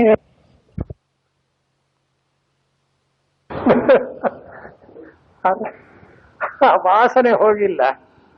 ಯಾವುದೋ ಒಂದು ಕೋಪಕ್ಕೋ ಸಿಟ್ಟಿಗೋ ಸನ್ಯಾಸ ತಗೊಂಡ್ರೆ ಅದೇನಾದ್ರು ಸಾಧನೆ ಆಗುತ್ತೆ. ನತು ತದ್ವಿಷಯೋ ರಾಗ. ಸರ್ವಜ್ಞನಾದ ಶಂಕರಾಚಾರ್ಯರು ಯಾವ ಅನುಭವ ಇಲ್ಲ ಹೇಳಿ ಅವರಿಗೆ, ಎಷ್ಟು ಜನ ಬರೀತಾರೆ. ಆದ್ರಿಂದ ಕೂರ್ಮ ಅಂಗಗಳನ್ನು ಎಳ್ಕೊಂಡ ಹಾಗೆ ನೀವು ಬಲವಂತವಾಗಿ ಇಂದ್ರಿಯಗಳನ್ನು ಎಳ್ಕೊಂಡ್ರೆ ಆಗೋದಿಲ್ಲ. ಅದಲ್ಲ, ಆ ವಿಷಯಗಳಲ್ಲಿ ಯಾವ ಒಂದು ಭೋಗಗಳಲ್ಲಿ ಇರತಕ್ಕ ಅನುರಾಗ ಪ್ರೀತಿ ಇದೆಯೋ ಅದು ಹೋಗ್ಬೇಕು. ಅದಕ್ಕೋಸ್ಕರ ಇಲ್ಲಿ ಭಗವಂತ ನೋಡಿ ಒಂದು ಮಾತು ಹೇಳ್ತಾನೆ, ವಿಷಯ ವಿನಿವರ್ತಂತೆ ನಿರಾಹಾರಸ್ಯ ದೇಹಿನಃ ರಸವರ್ಜ್ಯಂ. ಅಲ್ಲಿ ಒಂದ್ಸಲ ನಿಲ್ಲಿಸ್ಬೇಕು. ರಸೋಪ್ಯಸ್ಯ ಪರಂ ದೃಷ್ಟ್ವಾ ನಿವರ್ತತೆ. ಅರ್ಜುನ, ನಿರಾಹಾರಸ್ಯ ದೇಹಿನಃ ಅಂತ, ಆಹಾರ ಅಂದ್ರೆ ಹೊಟ್ಟೆಗೆ ತಗೊಳ್ಳೋದು ಅಂತ ಅರ್ಥವಲ್ಲ. ವೇದಾಂತದಲ್ಲಿ ಆಹ್ರಿಯತೆ ಇತ್ಯಾಹಾರ ಅಂತ ಸ್ವಲ್ಪ ವಿಶಾಲವಾದ ಅರ್ಥ ಮಾಡಿ. ಆಹ್ರಿಯತೆ ಅಂದ್ರೇನು? ಕಣ್ಣಿಂದ, ಕಿವಿಯಿಂದ, ಮೂಗಿನಿಂದ, ಯಾವ ಇಂದ್ರಿಯಗಳಿಂದ ನೀವು ಹೊರಗಿನ ಶಬ್ದ ಸ್ಪರ್ಶ ರೂಪ ರಸಗಂಧಗಳನ್ನು ತೆಗೆದುಕೊಂಡ್ರು ಅದು ಆಹಾರ ಅಂತಲೇ ಅರ್ಥ. ಅದಕ್ಕೆ ಏನು ಮಾಡ್ತಾರೆ ಯೋಗಿಗಳಾದವರು, ಕಣ್ಣು ಕಿವಿ ಎಲ್ಲ ಮುಚ್ಕೊಂಡ್ಬಿಟ್ಟು ಧ್ಯಾನ ಮಾಡ್ತಾ ಕೂತ್ಕೋತಾರೆ ನೋಡಿ. ಅದಕ್ಕೆ ಉತ್ತರ ಕೊಡ್ತಾನೆ, ನಿಜ ಇಂದ್ರಿಯಗಳನ್ನೇನೋ ನೀವು ಬಂಧನ ಮಾಡಿ ಆ ವಿಷಯಗಳಿಂದ ಬಿಡಿಸಿದ್ದೀರಿ ಒಪ್ಪಿಕೊಂಡು, ಆದರೆ ರಸವರ್ಜ್ಯಂ ಅಂದ್ರು. ಬಹಳ ಮುಖ್ಯವಾದ ಮಾತು. ರಸವರ್ಜ್ಯ ಅಂದ್ರೇನೋ? ಕಣ್ಣನ್ನೇನೋ ಮುಚ್ಚಿಕೊಂಡ್ರಿ ನಿಜ, ಆದ ಕಣ್ಣಿನಿಂದ ಕಂಡಾಗ ನಿನಗೇನು ಪರಿಣಾಮ ಆಗ್ತಾ ಇತ್ತು ಅದು ಮನಸ್ಸಲ್ಲಿ ಕುದೀತೋ ಅಂದ್ರೆ ಅಯ್ಯೋ ಆಯ್ತಲ್ಲ ಮಾಡ್ಲಿಲ್ಲ. ಆದ್ದರಿಂದ ಹಾಗಿರಬಾರದು. ರಸವರ್ಜ್ಯವಾದಂತಹ ವಿಷಯ ನಿವರ್ತನೆ ಎನ್ನುವುದು ಎಂದೆಂದಿಗೂ ಸ್ಥಿತ ಪ್ರಜ್ಞನ ಲಕ್ಷಣ ಅಲ್ಲ. ಅರ್ಥ ಇದೆ? ರಸ ಅಂದ್ರೆ ಏನು? ಆಸಕ್ತಿ. ಆಸಕ್ತಿಯನ್ನ ಮನಸ್ಸಿನಲ್ಲಿ ಉಳಿಸ್ಕೊಂಡ್ಬಿಟ್ಟು ಹೊರಗಿನ ವ್ಯವಹಾರದಲ್ಲಿ ಏನಾದರೂ ಮುಚ್ಚಿಕೊಂಡ್ರೆ ನಿಜ, ಆಗ ಕಣ್ಣಿನಿಂದ ಕಂಡಾಗ ನಿಮಗೆ ಏನು ಪರಿಣಾಮ ಆಗ್ತಾ ಇತ್ತು ಅದು ಮನಸ್ಸಲ್ಲಿ ಕುದೀತಾವೋ ಅಂದ್ರೆ ಅಯ್ಯೋ ಆಯ್ತಲ್ಲ ಮಾಡಲಿಲ್ಲ. ಆದ್ದರಿಂದ ಹಾಗಿರಬಾರದು. ರಸವರ್ಜ್ಯವಾದಂತಹ ವಿಷಯ ನಿವರ್ತನೆ ಎನ್ನುವುದು ಎಂದೆಂದಿಗೂ ಸ್ಥಿತ ಪ್ರಜ್ಞನ ಲಕ್ಷಣ ಅಲ್ಲ.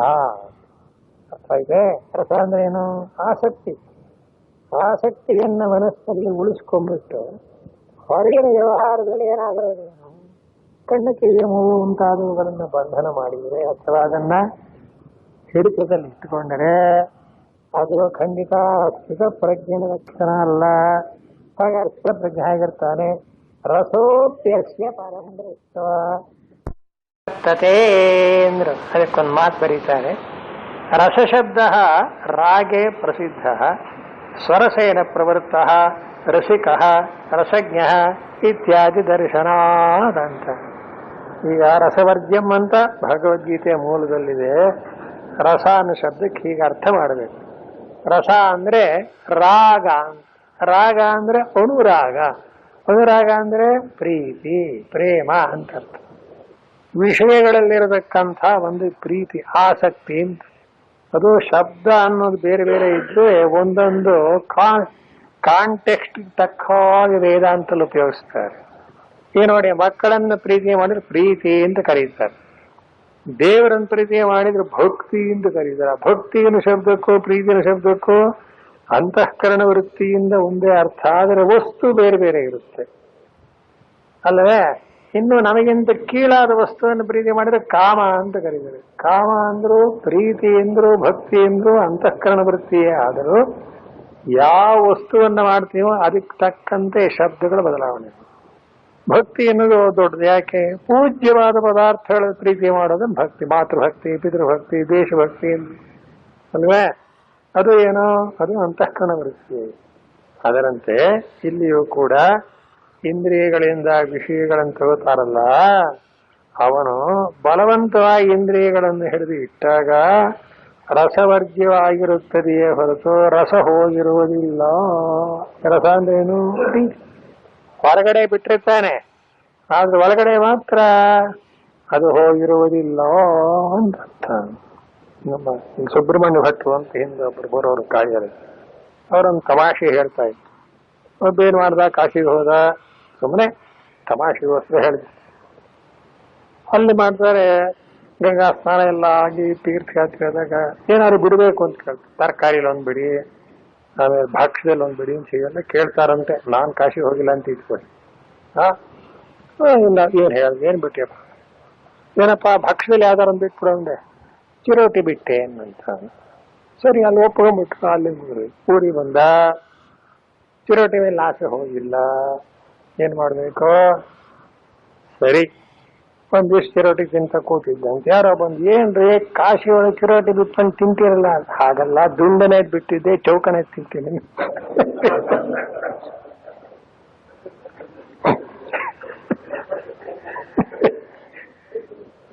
ಏನಾಯ್ತು? ರಸವರ್ಜ್ಯ.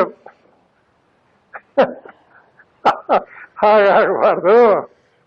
ರಸೋಪ್ಯಸ್ಯ ಪರಂ ದೃಷ್ಟ ನಿವರ್ತತೆ. ಆ ಮಾತು ಕೇಳಿ. ಸೋಪಿ ರಸಃ ರಂಜನ ರೂಪಃ ಸೂಕ್ಷ್ಮಃ ಅಸ್ಯ ಯತೇಃ ಪರಂ ಪರಮಾರ್ಥತತ್ವಂ ಬ್ರಹ್ಮ ದೃಷ್ಟ್ವಾ ಉಪಲಭ್ಯ ಅಹಮೇವ ತದಿತಿ ವರ್ತಮಾನಸ್ಯ ನಿವರ್ತತೆ. ಇಂಥ ಆ ಮಾತನ್ನು ಮನಸ್ಸಿಗೆ ಚೆನ್ನಾಗಿ ಹೋಗೋಣ. ರಸವರ್ಜ್ಯ ಅನ್ನೋ ಶಬ್ದಕ್ಕೆ ಈಗ ಹೇಳಿದ ಅರ್ಥ ಆಯ್ತಲ್ಲ. ಮನಸ್ಸಿನಲ್ಲಿ ಪ್ರೀತಿ ಹೋಗೋದಿಲ್ಲ, ಹೊರಗಡೆ ಬಹಿರಂಗವಾಗಿ ಮಾತ್ರ ಬಿಡ್ತಾನೆ ಅಂದ್ರೆ ಅದು ತ್ಯಾಗವಲ್ಲ, ಸುಮ್ಮನೆ ತ್ಯಾಗದ ಆಭಾಸ. ಆದರೆ ಬ್ರಹ್ಮನಿಷ್ಠನಾದಂಥ ಯಾವ ಸ್ಥಿತಪ್ರಜ್ಞನಿಗೆ ಹೇಗಿರುತ್ತೆ? ರಸೋಪಿ ಪರಂ ದೃಷ್ಟ ನಿವರ್ತತೆ. ಆ ಪರಂ ದೃಷ್ಟ ಅನ್ನೋದು ಇಂಪಾರ್ಟೆಂಟ್. ಪರ ಅಂದ್ರೆ ಯಾವುದು? ಆ ಪರಬ್ರಹ್ಮ ಸ್ವರೂಪವನ್ನು ತಿಳಿದಾಗ, ನಿಜವಾಗಿ ಹೇಳೋದಾದ್ರೆ ರಸೋ ವೈಸಃ ಪ್ರಸಕ್ತಿಶ್ಚೇವ ಲಬ್ಧ್ವಾ ಆನಂದೇ ಭವತಿ.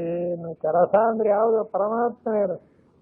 ಅಂಥ ಪರಮಾತ್ಮನೆಂಬ ಅಮೃತ ರಸವನ್ನು ಯಾವನು ಪಾನ ಮಾಡಿದ್ದಾನೋ ಅವನಿಗೆ ಬಾಹ್ಯವಾದ ರಸಗಳಲ್ಲಿ ಎಂದಿಗಾದರೂ ಪ್ರೀತಿ ಬಂದಿದೆ. ಅದಕ್ಕೆ ಏನಂದ ಭಗವಂತ? ಅಪ ರಸೋಪಿ. ಈ ವ್ಯವಹಾರದಲ್ಲಿ ಪ್ರಪಂಚದಲ್ಲಿರತಕ್ಕಂಥ ಆಸಕ್ತಿಯೂ ಕೂಡ ಪರಂ ದೃಷ್ಟ, ಆ ಪರಮಾತ್ಮ ಅನ್ನುವ ರಸವನ್ನು ಕಂಡಾಗ ನಿವರ್ತತೆ, ಇರೋದು. ಅತ್ಯಂತ ದೊಡ್ಡದನ್ನ ಪಡೆದಾಗ ಚಿಕ್ಕದ್ದರ ವಿಷಯಕ್ಕೆ ಯಾರಿಗೂ ಆಸೆ ಬರದು. ಅದರಂತೆ ಯತಃ ಯತೇ, ಈ ಯತಿ ಅಂದ್ರೆ ಪ್ರಯತ್ನ ಮಾಡೋನು ಅಂತ. ಸನ್ಯಾಸಿ ಅಂತೇನು ಅರ್ಥ ಅಲ್ಲ. ಯಾವ್ಯಾವನು ಸಾಧಕನ ಅವನನ್ನ ಯತಿ ಯತಿ ಅಂತಾರೆ. ಯತಿ ಪ್ರಯತ್ನೇ ಅಂತ ವ್ಯಾಕರಣದ ಪ್ರಕಾರ ಪ್ರಯತ್ನ ಮಾಡೋದು. ಯತತೆ ಪ್ರಯತತೆ ಅಂತನ್ನಲ್ವೇ? ಪ್ರಯತ್ನ ಅನ್ನೋ ಶಬ್ದ ಬಳಸ್ತಿರೋ ಇಲ್ಲೋ ಅದರ್ಥ. ಕೆಲವರೇನರ್ಥ ಮಾಡ್ತಾರೆ, ಯತಿಗಳು ಅಂದ್ರೆ ಸನ್ಯಾಸ ತಗೋಬೇಕೇನೋ ಅಂತ. ಖಂಡಿತ ಅದನ್ನು ವೇದಾಂತಲ್ಲಿ ಹಾಗೆ ನಿರ್ಬಂಧ ಮಾಡೋಲ್ಲ. ನಾವು ವಿಷಯಗಳಲ್ಲಿರತಕ್ಕಂಥ ಪ್ರೇಮವನ್ನ, ಪ್ರೀತಿಯನ್ನು ಎಷ್ಟು ಕಡಿಮೆ ಮಾಡ್ತೀವೋ ಆ ಕಡಿಮೆ ಮಾಡತಕ್ಕ ಒಂದು ಇದೆಯಲ್ಲ ಪ್ರಯತ್ನ, ಅದಕ್ಕೆ ಯತಿ ಯತಿ ಅಂತ ಕರೀತಾರೆ. ಅಂಥವನನ್ನೇ ಯತಿ ಅನ್ನೋದು. ಇಂಥವನಿಗೆ ಏನಾಗುತ್ತದೆ? ಪರಂ ದೃಷ್ಟ ಅಂತ. ಇಲ್ಲಿ ಸ್ವಾರಸ್ಯ ಚೆನ್ನಾಗಿ ಯಾವ್ದಾರ ಒಂದು ವಸ್ತುವಿನಲ್ಲಿ ಆಸೆಯನ್ನು ಬಿಡಬೇಕಾದ್ರೆ ಅದಕ್ಕಿಂತ ಮಿಗಿಲಾದ ಸಿಕ್ಕಿದ್ರೆ ಬಿಡ್ತಾನೆ ಅಲ್ವೇ. 1000 ರೂಪಾಯಿ ಸಂಬಳ ಬರ್ತಾ ಇದೆ ಅಂದ್ರೆ 2000 ರೂಪಾಯಿ ಕೊಡ್ತೀನಿ ಅಂದ ಕೂಡಲೇ ಇಲ್ಲಿಂದ ಹೋಗಿ ಯಾಕೆ ಜಾಸ್ತಿ ಬರುತ್ತೆ ಅಂತ. ಅಂದ್ರೆ ಈಗಿರೋದಕ್ಕಿಂತ ಮಿಗಿಲಾದ ಸಿಕ್ಕಿದಾಗ ಈ ಅಲ್ಪವಾದದ್ದನ್ನು ಬಿಡೋದು ಅನ್ನೋದು ಕರೆಕ್ಟ್ ಅದು. ಇಲ್ಲಿ ಈ ಬ್ರಹ್ಮಜ್ಞಾನಿಗೆ ಆ ರೀತಿಯಾದಂತಹ ಪ್ರಾಪಂಚಿಕವಾದ ವೈಷಯಿಕವಾದ ಐಂದ್ರಿಕವಾದ ವಿಷಯಗಳನ್ನ ತ್ಯಾಗ ಮಾಡೋಕ್ಕೆ ಏನ್ ಕಾರಣ? ಪರಂ ದೃಷ್ಟ. ಪರಂ ಅನ್ನಕ್ಕೆ ಅರ್ಥ ಬರೀತಾರೆ. ಪರಂ ಅಂದ್ರೆ ಪರಮಾರ್ಥತತ್ವಂ ಬ್ರಹ್ಮ ದೃಷ್ಟ ಉಪಲಭ್ಯ. ಗೀತೆ ಮೂಲದಲ್ಲಿ ಪರಂ ಅಂತ ಒಂದೇ ಶಬ್ದ ಇರೋದು. ಭಾಷ್ಯಕಾರರು ಏನು ಅರ್ಥ ಮಾಡ್ತಾ ಇದ್ದಾರೆ? ಪರಂ ಪರಮಾರ್ಥತತ್ವಂ ಬ್ರಹ್ಮ. ಪರ ಅಂದ್ರೆ ಪರಮಾರ್ಥ ತತ್ವ. ಪರಮಾರ್ಥ ತತ್ವ ಅಂದ್ರೆ ಯಾವುದು? ಬ್ರಹ್ಮ. ಬ್ರಹ್ಮ ಬ್ರಹ್ಮ ಅಂತಂತಿರಲ್ಲ. ಹಾಗಂದ್ರೆ ಏನು ಅಲ್ಲ, ನಮ್ಮೆಲ್ಲರ ಆತ್ಮಸ್ವರೂಪ. ಪರ ಅಂತ ಯಾಕೆ ಕರೆದ್ರು? ಜಗತ್ತಿನಲ್ಲಿ ಇರತಕ್ಕ ಎಲ್ಲಕ್ಕಿಂತ ಅತ್ಯಂತ ಮಿಗಿಲಾದದ್ದು ಅರ್ಥ. ಇನ್ನು ಅದಕ್ಕಿಂತ ಮಿಗಿಲಾದ ವಸ್ತು ಲೋಕದಲ್ಲಿ ಇಲ್ಲ. ಆದ್ದರಿಂದ ಯಾವ ಸಾಧಕನು ತನ್ನ ಪರಮಾರ್ಥವಾದಂತಹ ಬ್ರಹ್ಮಸ್ವರೂಪವನ್ನೇ ಮಿಗಿಲಾದದ್ದು ಅಂತ ತಿಳಿದು ಅದರ ರುಚಿ ಕಂಡುಬಿಡ್ತಾನೋ ಅವನಿಗೆ ಬಾಕಿ ಇದೆ ಅಲ್ಲಿಲ್ಲ, ಏನೇನು ಬೇಕಾಗಲ್ಲ. ಅವನು ಪ್ರಯತ್ನ ಮಾಡೋಗೋಗಿಲ್ಲ, ತಾನಾಗಿಯೇ ತ್ಯಾಗ ಮಾಡಬೇಕು. ಪರಂ ದೃಷ್ಟ. ಹೀಗೆ ಪರಮಾರ್ಥವಾದ ಬ್ರಹ್ಮವನ್ನು ಕಂಡುಕೊಂಡಾಗ ಅದಕ್ಕೆ ವಿವರಣೆ ಕೊಡ್ತಾರೆ. ಅಹಮೇವ ತದಿತಿ ವರ್ತಮಾನಸ್ಯ. ಅಯ್ಯೋ, ನಾ ಪಡಿಬೇಕಾದದ್ದಾರು ಏನಿದೆ? ಆ ಪರಬ್ರಹ್ಮವೇ ನಾನಾಗಿದ್ದೇನೆ. ಪರಬ್ರಹ್ಮ ಅಂದ್ರೆ ಯಾವುದದು? ಪರಿಪೂರ್ಣ ಕಾಮ, ಎಲ್ಲಾ ಕಾಮಗಳನ್ನು ಪಡೆದಿರತಕ್ಕದ್ದು. ಇದನ್ನೇ ವೇದಾಂತಲ್ಲಿ ಸೋ ಅಶ್ನುತೆ ಸರ್ವಾನ್ ಕಾಮಾನ್ ಸಹ ಬ್ರಹ್ಮಣ ವಿಪಶ್ಚಿತೇತಿ. ಇಂಥ ವಾಕ್ಯಗಳು ನೋಡಿ. ಆ ಬ್ರಹ್ಮವಿದ ಆಪ್ನೋತಿ ಪರಂ ಅಂತ ಪ್ರಾರಂಭವಾದರೆ ಯಾವನು ಸತ್ಯಂ ಜ್ಞಾನಮನಂತಂ ಬ್ರಹ್ಮನನ್ನು ಕರ್ತವೇ ಯೋ ವೇದ ನಿಹಿತಂ ಗುಹಾಯಾಮ್, ತನ್ನ ಆತ್ಮಸ್ವರೂಪವೇ ಆಗಿದೆ ಎಂಬುದಾಗಿ ತಿಳಿದಾಗ ಸರ್ವಾನ್ ಕಾಮಾನ್ ಸಮಸ್ತಿದೆ, ಎಲ್ಲಾ ಕಾಮಗಳನ್ನು ಒಟ್ಟಿಗೆ ಪಡ್ಕೋತಾನೆ. ಯುಗಪತ್ ಒಂದೊಂದಾಗಲ್ಲ, ಪೂರ್ತಿಯಾಗಿ. ಆ ಸ್ಥಿತಿಯನ್ನು ಏನಂತಾರೆ? ಬ್ರಹ್ಮಭಾವ. ಹಾಗೆ ಬ್ರಹ್ಮಜ್ಞಾನದಿಂದ ದೊರಕತಕ್ಕ ಪರಮವಾದಂತಹ ಫಲ ಅಂದ್ರೆ ಸಕಲ ಕಾಮಗಳ ಪ್ರಾಪ್ತಿಯು ಆದದ್ದೇ. ಅಂದ್ರೇನು? ಇನ್ನೊಂದು ಅರ್ಥದಲ್ಲಿ ಎಲ್ಲಾ ಕಾಮಗಳು ದೊರೆತಿದೆ ಅಂದ್ರೆ ಇನ್ನೇನು ಬಾಕಿ ಬ್ಯಾಲೆನ್ಸ್ ಇಲ್ಲ, ಪಡ್ಕೋಬೇಕಾದದ್ದಿಲ್ಲ. ನಮ್ಮ ಜೀವನ ಹಾಗಲ್ಲ, ಕೆಲವು ಸಿಕ್ಕಿದೆ, ಕೆಲವು ಸಿಕ್ಕಿಲ್ಲ. ಸಿಕ್ಕದೆ ಇರೋದಕ್ಕೋಸ್ಕರ ಪ್ರಯತ್ನ ಮಾಡ್ತಾ ಇರ್ತೀವಿ. ಎಷ್ಟೋ ಸಿಕ್ಕುತ್ತೆ, ನೀವು ಮುಗೀತೆ ಅಂತ ಕೇಳಿದ್ರೆ ಅಯ್ಯೋ ಮುಗುದಿಲ್ಲ, ಸಾಹುಕಾರನಾಗೋಣ ಅಂತಿರ್ತಾನೆ, ಆಮೇಲೆ ಲಕ್ಷಾಧಿಪತಿ ಆಗೋಣ ಅಂತಾನೆ, ಕೋಟ್ಯಧಿಪತಿ ಆಗೋಣ ಅಂತಾನೆ, ಮುಗೀತೆ? ಇಲ್ಲ ಇಲ್ಲ ಇಲ್ಲ. ಆದ್ರಿಂದ ಈ ಜಗತ್ತಿನಲ್ಲಿರತಕ್ಕ ಯಾವುದೇ ಒಂದು ವಸ್ತುವನ್ನು ಕೊಟ್ಟರು ಮನುಷ್ಯನಿಗೆ ಸಾಲು. ಒಂದು ಶ್ಲೋಕ ಹೇಳ್ತಾರೆ, ಯತ್ ಪೃಥಿವ್ಯಾಂ ವ್ರೀಹಿಯಂ ಹಿರಣ್ಯಂ ಪಶವಃ ಸ್ತ್ರಿಯಃ ನಾಲಮೇಕಸ್ಯ ತತ್ಸರ್ವಂ ಇತಿ ಮತ್ವಾ ಶಮಂ ರಜೇತ್. ಇದೆಲ್ಲ ಮಹಾಭಾರತದಲ್ಲಿರೋ ಶ್ಲೋಕ. ಇಡೀ ಭೂಮಂಡಲದಲ್ಲಿರತಕ್ಕಂಥ ಸಮಸ್ತ ಐಶ್ವರ್ಯ ಅಂದ್ರೆ ಏನು? ಧನ ಧಾನ್ಯ ಮತ್ತೊಂದು ಸ್ತ್ರೀರು ಅಷ್ಟು ಒಬ್ಬನಿಗೆ ಸೇರಿದ್ರು ಎಲ್ಲ ಸಾಕೇನಪ್ಪ ಅಂದ್ರೆ ಸಾಲು ಅಂತ. ನಾಲಂ ಅಲಂ ಅಂತ ನನಗೆ ಸಾಲದು ಅಂತಾನಂತ. ಹೀಗೆ ತಿಳ್ಕೊಂಡು ಶಮಂ ರಜೇತ್ ಅಂತ. ಅಯ್ಯೋ, ಈ ವಿಷಯಗಳ ಸಹವಾಸ ಬಹಳ ಕೆಟ್ಟದ್ದು. ಅಂಟಿಸ್ಕೊಂಡ್ರೆ ಸುಮ್ಮನೆ ಉಪ್ಪು ನೀರು ಕುಡಿದ ಹಾಗೆ ಬಾಯಾರಿಕೆ ಹೋಗಲ್ಲ, ಇನ್ನೂ ಜಾಸ್ತಿ ಆಗುತ್ತೆ ಅಂತ ಮನುಷ್ಯ ಜಾಣನಾಗ ಏನ್ ಮಾಡ್ಬೇಕು? ಒಂದ್ ಕಡೆ ಅದಕ್ಕೆ ಫುಲ್ ಸ್ಟಾಪ್ ಹಾಕ್ಬೇಕು. ಸಾಕು, ಇವತ್ತವರೆಗೆ ಮಾಡಿದ್ದು ಸಾಕು, ಪ್ರಪಂಚ ಸಾಕು, ಇನ್ನೇನು ಮಾಡ್ತೀನಿ? ಒಂದೊಂದಾಗಿ ಮೆಲ್ಲಿಗೆ ಅದರ ಪದಾರ್ಥ ಬಿಡಬೇಡಿ, ಅಭಿಮಾನ ಬಿಡೋದು. ಇಷ್ಟೇ ವೇದಾಂತ ನಮ್ಮನ್ನು ಕೇಳೋದೇನಂದ್ರೆ, ಪದಾರ್ಥ ಬಿಟ್ಟು ಓಡ್ ಹೋದ್ರ ಪ್ರಯೋಜನ ಇಲ್ಲ, ಅದರಲ್ಲಿರತಕ್ಕ ಅಭಿಮಾನವನ್ನ ತ್ಯಾಗ ಮಾಡು ಅಂತ. ಇಷ್ಟೇ. ಈ ಪರಮಾರ್ಥ ತತ್ವದ ಜ್ಞಾನದಲ್ಲೇ ನಿಂತಹ ಯಾವ ಸ್ಥಿತಪ್ರಜ್ಞನಿಗೆ ಪರಂ ದೃಷ್ಟ ಪರಮಾರ್ಥ ತತ್ವವನ್ನು ತನ್ನ ಆತ್ಮ ಅಂತ ತಿಳ್ಕೊಂಡಾಗ ಏನೊಂದು ಅವನಿಗೆ ಬೇಕು ಅನ್ಸೋದಿಲ್ಲ. ಯಾಕೆ? ಅತ್ಯಂತ ಮಿಗಿಲಾದದ್ದನ್ನ ಪಡೆದ ಮೇಲೆ ಅಲ್ಪವಾದದ್ದಕ್ಕೆ ಯಾಕೆ ಪ್ರಯತ್ನ ಮಾಡ್ತಾನೆ? ಹಾಗೆ ಸಂಪದ್ಯತೆ ಇತ್ಯರ್ಥ. ನ ಅಸತಿ ಸಮ್ಯಕ್ ದರ್ಶನೆ ರಸಸ್ಯ ಉಚ್ಛೇದಃ ತಸ್ಮಾತ್ ಸಮ್ಯಕ್ ದರ್ಶನಾತ್ಮಿಕಾಯಾಃ ಪ್ರಜ್ಞಾಯಾಃ ಸ್ಥೈರ್ಯಂ ಕರ್ತವ್ಯನಿತ್ಯಭಿಪ್ರಾಯಃ. ಈಗ ಭಗವತ್ಪಾದರ ಶ್ಲೋಕದ ತಾತ್ಪರ್ಯ ಹೇಳ್ತಾ ಇದ್ದಾರೆ. ವಿಷಯ ಇಷ್ಟೇನೆ, ನಿರ್ಬೀಜ ಆಯ್ತು. ನ ಅಸತಿ ಸಮ್ಯಕ್ ದರ್ಶನೇ ರಸಸ್ಯೋಚ್ಛೇದ. ಈ ಮಾತು ಜ್ಞಾಪಕ ಇಟ್ಕೊಳ್ಳಿ. ಸಮ್ಯಕ್ ಜ್ಞಾನ ಆಗದೆ ಈ ಪ್ರಾಪಂಚಿಕವಾಗಿರತಕ್ಕಂಥ ವಿಷಯಗಳ ಒಂದಾನೊಂದು ಬಯಕೆಯು ಖಂಡಿತ ಹೋಗಲ್ಲ. ಆದ್ದರಿಂದ ಏನಾಯಿತು, ಪೂರ್ಣವಾಗಿ ನಾವು ಎಷ್ಟೇ ರೀತಿಯಲ್ಲಿ ಎಲ್ಲೆಲ್ಲಿಂದ ಚಿಂತನೆ ಮಾಡಿದರೂ ಸಮ್ಯಕ್ ಜ್ಞಾನವೇ ಆಗಬೇಕು. ಸಮ್ಯಕ್ ಜ್ಞಾನ ಉಂಟಾದರೆ ಮಾತ್ರವೇ ಪೂರ್ಣವಾಗಿ ಸಾಂಸಾರಿಕವಾದ ಅಭಿಲಾಷೆಗಳ ಎಲ್ಲ ಒಂದಾನೊಂದು ಕೊನೆಯೂ ಮುಟ್ಟುತ್ತದೆ. ನ ಅಸತಿ ಸಮ್ಯಕ್ ದರ್ಶನೆ, ಸಮ್ಯಕ್ ದರ್ಶನ ಆಗಲಿಲ್ಲ ಅಂದರೆ ರಸಸ್ಯ ಉಚ್ಛೇದ ಅನುಭವ, ಆ ಬಯಕೆಗಳು ಖಂಡಿತವಾಗಿ ಹೋಗುವುದಿಲ್ಲ. ಇಷ್ಟು ಖಂಡಿತವಾಗಿ ಹೇಳ್ಬಿಟ್ರಲ್ಲಪ್ಪ, ಇನ್ನು ನಮ್ಮ ಕೈಲಾಗುತ್ತೆಯೋ ಅಂತ ಹಾಗೆ ತಿಳ್ಕೋಬಾರದು. ಮೆಲ್ಲಗೆ ಅದಕ್ಕೆ ಪ್ರಯತ್ನ ಮಾಡ್ತಾ ಹೋಗ್ಬೇಕು. ಯಾವುದನ್ನು ನಾವು ಪಡೆಯೋಕ್ಕಾಗಲ್ಲ ಅಂತೀವೋ ಅದಕ್ಕೆ ಪ್ರಯತ್ನ ಮಾಡೋದು, ಅದೇ ಜಾನಕ. ಇಂಡಿಯಾ ದೇಶಕ್ಕೆ ಏನು ಸ್ವಾತಂತ್ರ್ಯ ಕೊಡೋದು, ಆ ಗಾಂಧಿ ಪಾಪ ಅಷ್ಟು ಶ್ರಮ ಪಟ್ರಲ್ಲ, ಅವ್ರು ಹೇಳ್ತಾ ಇದ್ರಂತೆ ಬ್ರಿಟಿಷ್ನವರೆಲ್ಲ, ಏನ್ರಿ ನಿಮಗೇಳ್ರಿ ರಾಜ್ಯ ಆಳಕ್ಕೆ ಹೋಗ್ತೀವಿ, ಸಾಧ್ಯ ಇದೆಯೇ ನಿಮಗೆ? ಏನಾರಾಗಲಿ ಸ್ವಾಮಿ, ಕ್ವಿಟ್ ಇಂಡಿಯಾ, ನೀವು ಮೊದಲು ತೊಗೊಳ್ಳಿ. ನಾವು ಸಂಪಾದನೆ ಮಾಡಿದ್ವಿ. ಯಾಕೆ?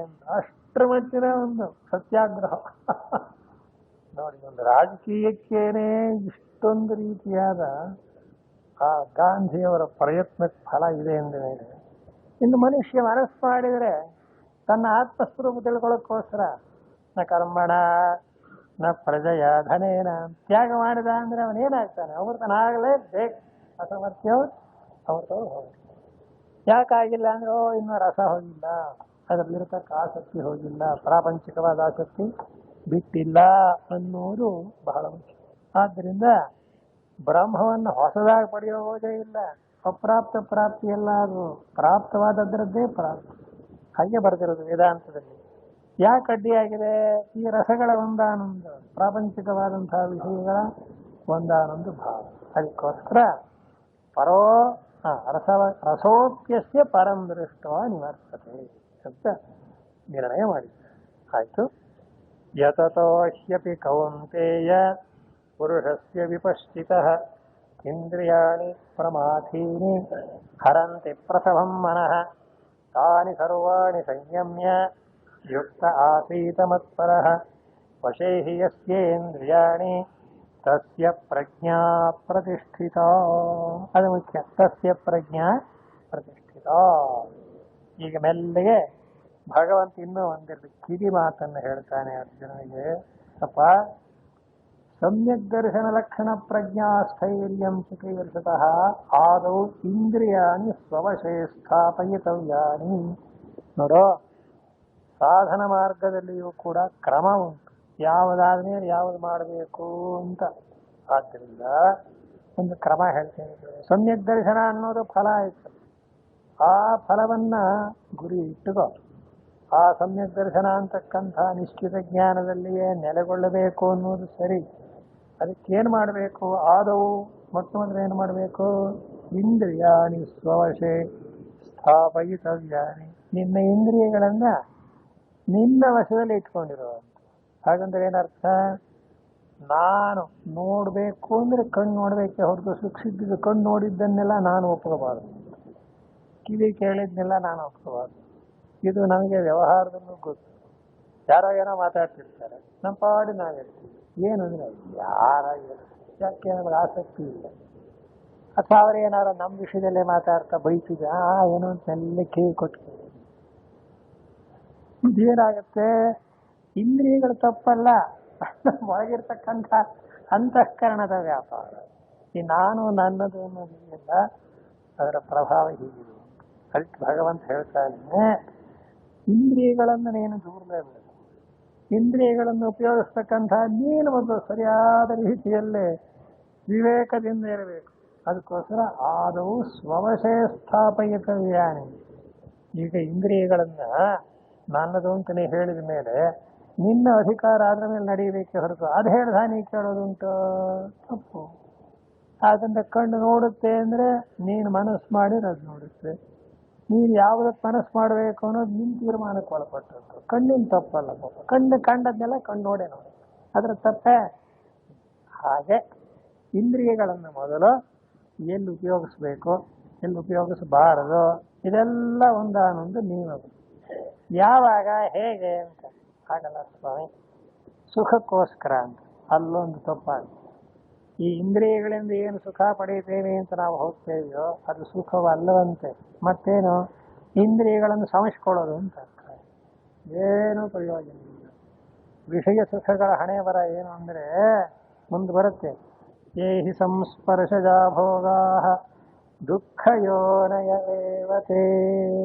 ಭಗವದ್ಗೀತೆಯಲ್ಲಿ ಯಾವ ಮಾತು ಇಲ್ಲ, ಪ್ರತಿಯೊಂದು ದೇವರ ಇಂದ್ರಿಯಗಳನ್ನು ಕೊಟ್ಟ ಮೇಲೆ ಅದನ್ನ ಅಗತ್ಯವಾಗಿ ಎಷ್ಟು ಅವಶ್ಯಕೋ ಎಷ್ಟು ಬೇಕೋ ಅಷ್ಟಕ್ಕೆ ಉಪಯೋಗಿಸೋದು ಬಿಟ್ಟು ಅದನ್ನ ತಪ್ಪಾಗಿ ಉಪಯೋಗಿಸಿದರೆ ಅದಕ್ಕೇನಂತಾರೆ ಅಪವ್ಯಯ. ಗುರುಗಳೊಂದು ದಿವಸ ಒಂದು ಉಪನ್ಯಾಸನೇ ಹೇಳಿಬಿಟ್ಟಿದ್ರು, ಮಿತವ್ಯಯ ಅಪವ್ಯಯ ಅಂತ ಶುರು ಮಾಡಿದ್ರು. ನಾವೇನು ತಿಳ್ಕೊಂಡಿದ್ವು, ಸಂಪಾದನೆ ಮಾಡಿದ್ರು ಸ್ವಲ್ಪ ದುಡ್ಡು ಉಳಿಸ್ಕೋತೀವಲ್ಲ ಅದು ಮಿತವ್ಯಯ, ಖರ್ಚು ಮಾಡೋದು ಸಾಲ ಮಾಡೋದು ಅಪವ್ಯಯ ಅಂತ ಅರ್ಥ ಮಾಡಿದ್ವಿ. ಮೇಲೆ ಹೇಳ್ತಾ ಹೇಳ್ತಾ ಬರೀ ದುಡ್ಡಿಂದಲ್ಲ, ಮನುಷ್ಯರ ಇಂದ್ರಿಯ ಮನೋಬುದ್ಧಿಗಳದ್ದು ಮಿತವ್ಯಯ ಅಪವ್ಯಯ ಉಂಟು. ಮಿತವ್ಯಯ ಮಾಡ್ತಿದ್ದೀರೋ ಅಪವ್ಯಯ ಮಾಡ್ತಿದ್ದೀರೋ ಎಂಥ ಮಾತನಾಡಿ ಎಷ್ಟೋ ಕಾಲ ಆಯ್ತು ಅವ್ರ ಉಪನ್ಯಾಸ ಹೇಳಿ ಜ್ಞಾಪಕ ಆಯ್ತು. ಇದನ್ನ ನಾವು ಹೇಗೆ ಇಂದ್ರಿಯಗಳ ಕಣ್ಣು ಕಿವಿ ಎಲ್ಲ ದೇವ್ರು ಕೊಟ್ಟಿರೋದೇನೋ ಸರಿ, ಹೇಗೆ ಮಿತವ್ಯಯ ಮಾಡ್ತಿದ್ದೀರೋ ಅಪವ್ಯಯ ಮಾಡ್ತಿದ್ದೀರೋ ಅಂತ ಕೇಳ್ತಾರೆ. ಕೆಲ್ಸಕ್ಕೆ ಬಾರದಿಲ್ಲ, ನೋಡೋದು ಕೇಳೋದು ಮಾಡಿ ಏನಾಗ್ಬಿಡುತ್ತೆ, ಹೀಗೂ. ಆದ್ದರಿಂದ ಬುದ್ಧಿವಂತನಾದ್ರೆ ಏನ್ ಮಾಡಬೇಕು, ಜಾಣತನದಿಂದ ಆ ಇಂದ್ರಿಯಗಳನ್ನ ಹೇಗೆ ಉಪಯೋಗಿಸ್ಬೇಕೋ ಇಟ್ಕೊಳ್ಳಿ. ಹಾಗೆ ಉಪಯೋಗಿಸ್ಬೇಕಾದ್ರೆ ಅಲ್ಲಿ ಈಗ ವೇದಾಂತ ಹೇಳ್ತಾರೆ, ಭಗವದ್ಗೀತೆ ಹೇಳ್ತಾರೆ ಏನೋ ಅವನ ಅಧೀನದಲ್ಲಿರ್ಬೇಕು. ಇಂದ್ರಿಯಗಳು ಹೇಳಿದ ಹಾಗೆ ಇವನ್ ಕೇಳಬಾರ್ದು, ಜೀವಾತ್ಮ ಇವನ್ ಹೇಳಿದ ಹಾಗೆ ಅವು ಕೇಳಬೇಕು ಅಲ್ವೇ. ಇಂದ್ರಿಯಾಣಿ ಸ್ವವಶೇ ಸ್ಥಾಪಯಿತವ್ಯ, ತನ್ನ ವಶದಲ್ಲಿ ಇಟ್ಕೋಬೇಕು ಇಂದ್ರಿಯಗಳನ್ನ ಅಂತ ಹೇಳೋದು ಸುಲಭ. ಅದನ್ನು ಅನುಷ್ಠಾನ ಮಾಡೋದು ಅಭ್ಯಾಸದಿಂದ ಅಗತ್ಯವಾಗಿ ಅದನ್ನು ನಾವು ವಶಪಡಿಸ್ಕೋಬೇಕು ಹೇಳ್ತಾ. ಯಾಕೆ ಅಂದ್ರೆ ಹೇಳ್ತಾನೆ, ಯಸ್ಮಾತ್ ತದನವಸ್ಥಾಪನೆ ದೋಷಮೋಹ, ಹಾಗಿಟ್ಟುಕೊಳ್ಳದೆ ಹೋದ್ರಿ ಏನ್ ದೋಷ ಅನ್ನೋದನ್ನು ಈಗ ಭಗವಂತ ಯತತೋ ಹ್ಯಪಿ ಕೌಂತೇಯ ಪುರುಷಸ್ಯ ವಿಪಶ್ಚಿತಃ ಇಂದ್ರಿಯಾಣಿ ಪ್ರಮಾಥೀನಿ ಹರಂತಿ ಪ್ರಸಭಂ ಮನಃ ತಾನಿ ಸರ್ವಾಣಿ ಸಂಯಮ್ಯ ಯುಕ್ತ ಆಸೀತ ಮತ್ಪರಃ ವಶೇ ಹಿ ಯಸ್ಯೇಂದ್ರಿಯಾಣಿ ತಸ್ಯ ಪ್ರಜ್ಞಾ ಪ್ರತಿಷ್ಠಿತ. ಎರಡು ಶ್ಲೋಕಕ್ಕೂ ಸೇರಿಸಿ ಒಂದರ್ಥ ಹೇಳ್ತಾರೆ. ಹೇ ಕೌಂತೇಯ ಅರ್ಜುನ, ನೀನು ಎಷ್ಟೇ ಪ್ರಯತ್ನ ಮಾಡ್ತಾ ಇದ್ರು ಯಾರು ಪುರುಷಸ್ಯ ವಿಪಶ್ಚಿತ, ವಿಪಶ್ಚಿತ್ ಅಂದ್ರೆ ಬುದ್ಧಿವಂತ, ವಿದ್ಯಾವಂತ, ತಿಳುವಳಿಕೆಸ್ಥ, ಕಲ್ಚರ್ಡ್ ನಾಗರಿಕನಾದ ಮನುಷ್ಯ ಅಂತಲೇ ಇಟ್ಕೋ, ಅಂಥವನಿಗೂ ಕೂಡ ಇಂದ್ರಿಯಾಣಿ ಪ್ರಮಾಥೀನಿ, ಅವನ್ನು ಬಿಡಲ್ವಂತೆ. ತಾನು ಬಹಳ ಜಾಣ ಬುದ್ಧಿವಂತ ವ್ಯವಹಾರದಲ್ಲಿ ಚತುರ ಅಂತ ನೀನು ಏನು ಹೇಳಿಕೊಂಡ್ರು ಅವನ ಇಂದ್ರಿಯಗಳು ಅವನಿಗೆ ಮೋಸ ಮಾಡ್ಬಿಡ್ತವೆ ಅಂತ ಅರ್ಥ. ಯಾಕೆ ಪ್ರಮಾಥೀನಿ ಅಂತ, ಅವು ಬಹಳ ಬಿಗಿ, ತನ್ನ ಕಡೆಗೆ ಎಳ್ಕೋತವೆ ಹೊರತು ಮನುಷ್ಯನ ಒಂದಾನೊಂದು ಆತ್ಮಕ್ಕೆ ಏನಾಗುತ್ತೆ ಅಂತ ಚಿಂತೆ ಮಾಡಿದ್ರು. ಅದಕ್ಕೆ ಮನುಷ್ಯ ಹಿಂದೆ ಮುಂದೆ ನೋಡಿದ್ರೆ ನುಗ್ಗುತ್ತಾನೆ ಅಂತ ನೋಡಿ, ಇದೇ ಅರ್ಥ. ಮುಂದೆ ಏನಾಗುತ್ತೆ ಅಂತ ಯೋಚನೆ ಮಾಡೋದು. ಈಗ ಯಾರ ತಪ್ಪು ಅಂತ ಹೇಳೋಣ, ಅದಕ್ಕೆ ಈ ಪ್ರವೃತ್ತಿ ಮಾಡ್ತಾನದ ಮನುಷ್ಯ, ಇವನನ್ನ ಆ ಇಂದ್ರಿಯಗಳು ಸೆಳಿತೇವೆ ನೋಡಿ, ಅಲ್ಲಿ ಬ್ರೇಕ್ ಆಗ್ತದೆ. ಇದು ಸರಿಯೇ ಅಲ್ಲಿ ಪ್ರತಿಯೊಂದಕ್ಕೂ ಇದೊಂದು ಚಿಂತನೆ. ಏನು, ಯಾವ ಇಂದ್ರಿಯಗಳನ್ನು ಬಳಸಿದ್ರು, ಕಣ್ಣಾಲಿ ಕಿವಿಯಾಗಿ ಮೂಗಾಲಿ, ಇದು ಸರಿಯೇ. ಒಂದು ಮಾತಾಡಬೇಕು ಅಂತ ಇಟ್ಕೊಳ್ಳಿ, ಈ ಮಾತಾಡಬಹುದೇ ಇಲ್ವೇ ಅಂತ ಅದಕ್ಕೆ ಮುಂಚೆ ಒಂದು ಸ್ವಲ್ಪ ಆಲೋಚನೆ ಮಾಡಿ ವಿಚಾರ ಮಾಡಬೇಕು ಅಂತ. ಅದೇನೋ ಇಂಗ್ಲೀಷಲ್ಲಿ ಗಾದೆ ಹೇಳ್ತಾರೆ ಅಂತದ್ದು, ಬಿಫೋರ್ ಯು ಟೇಕ್.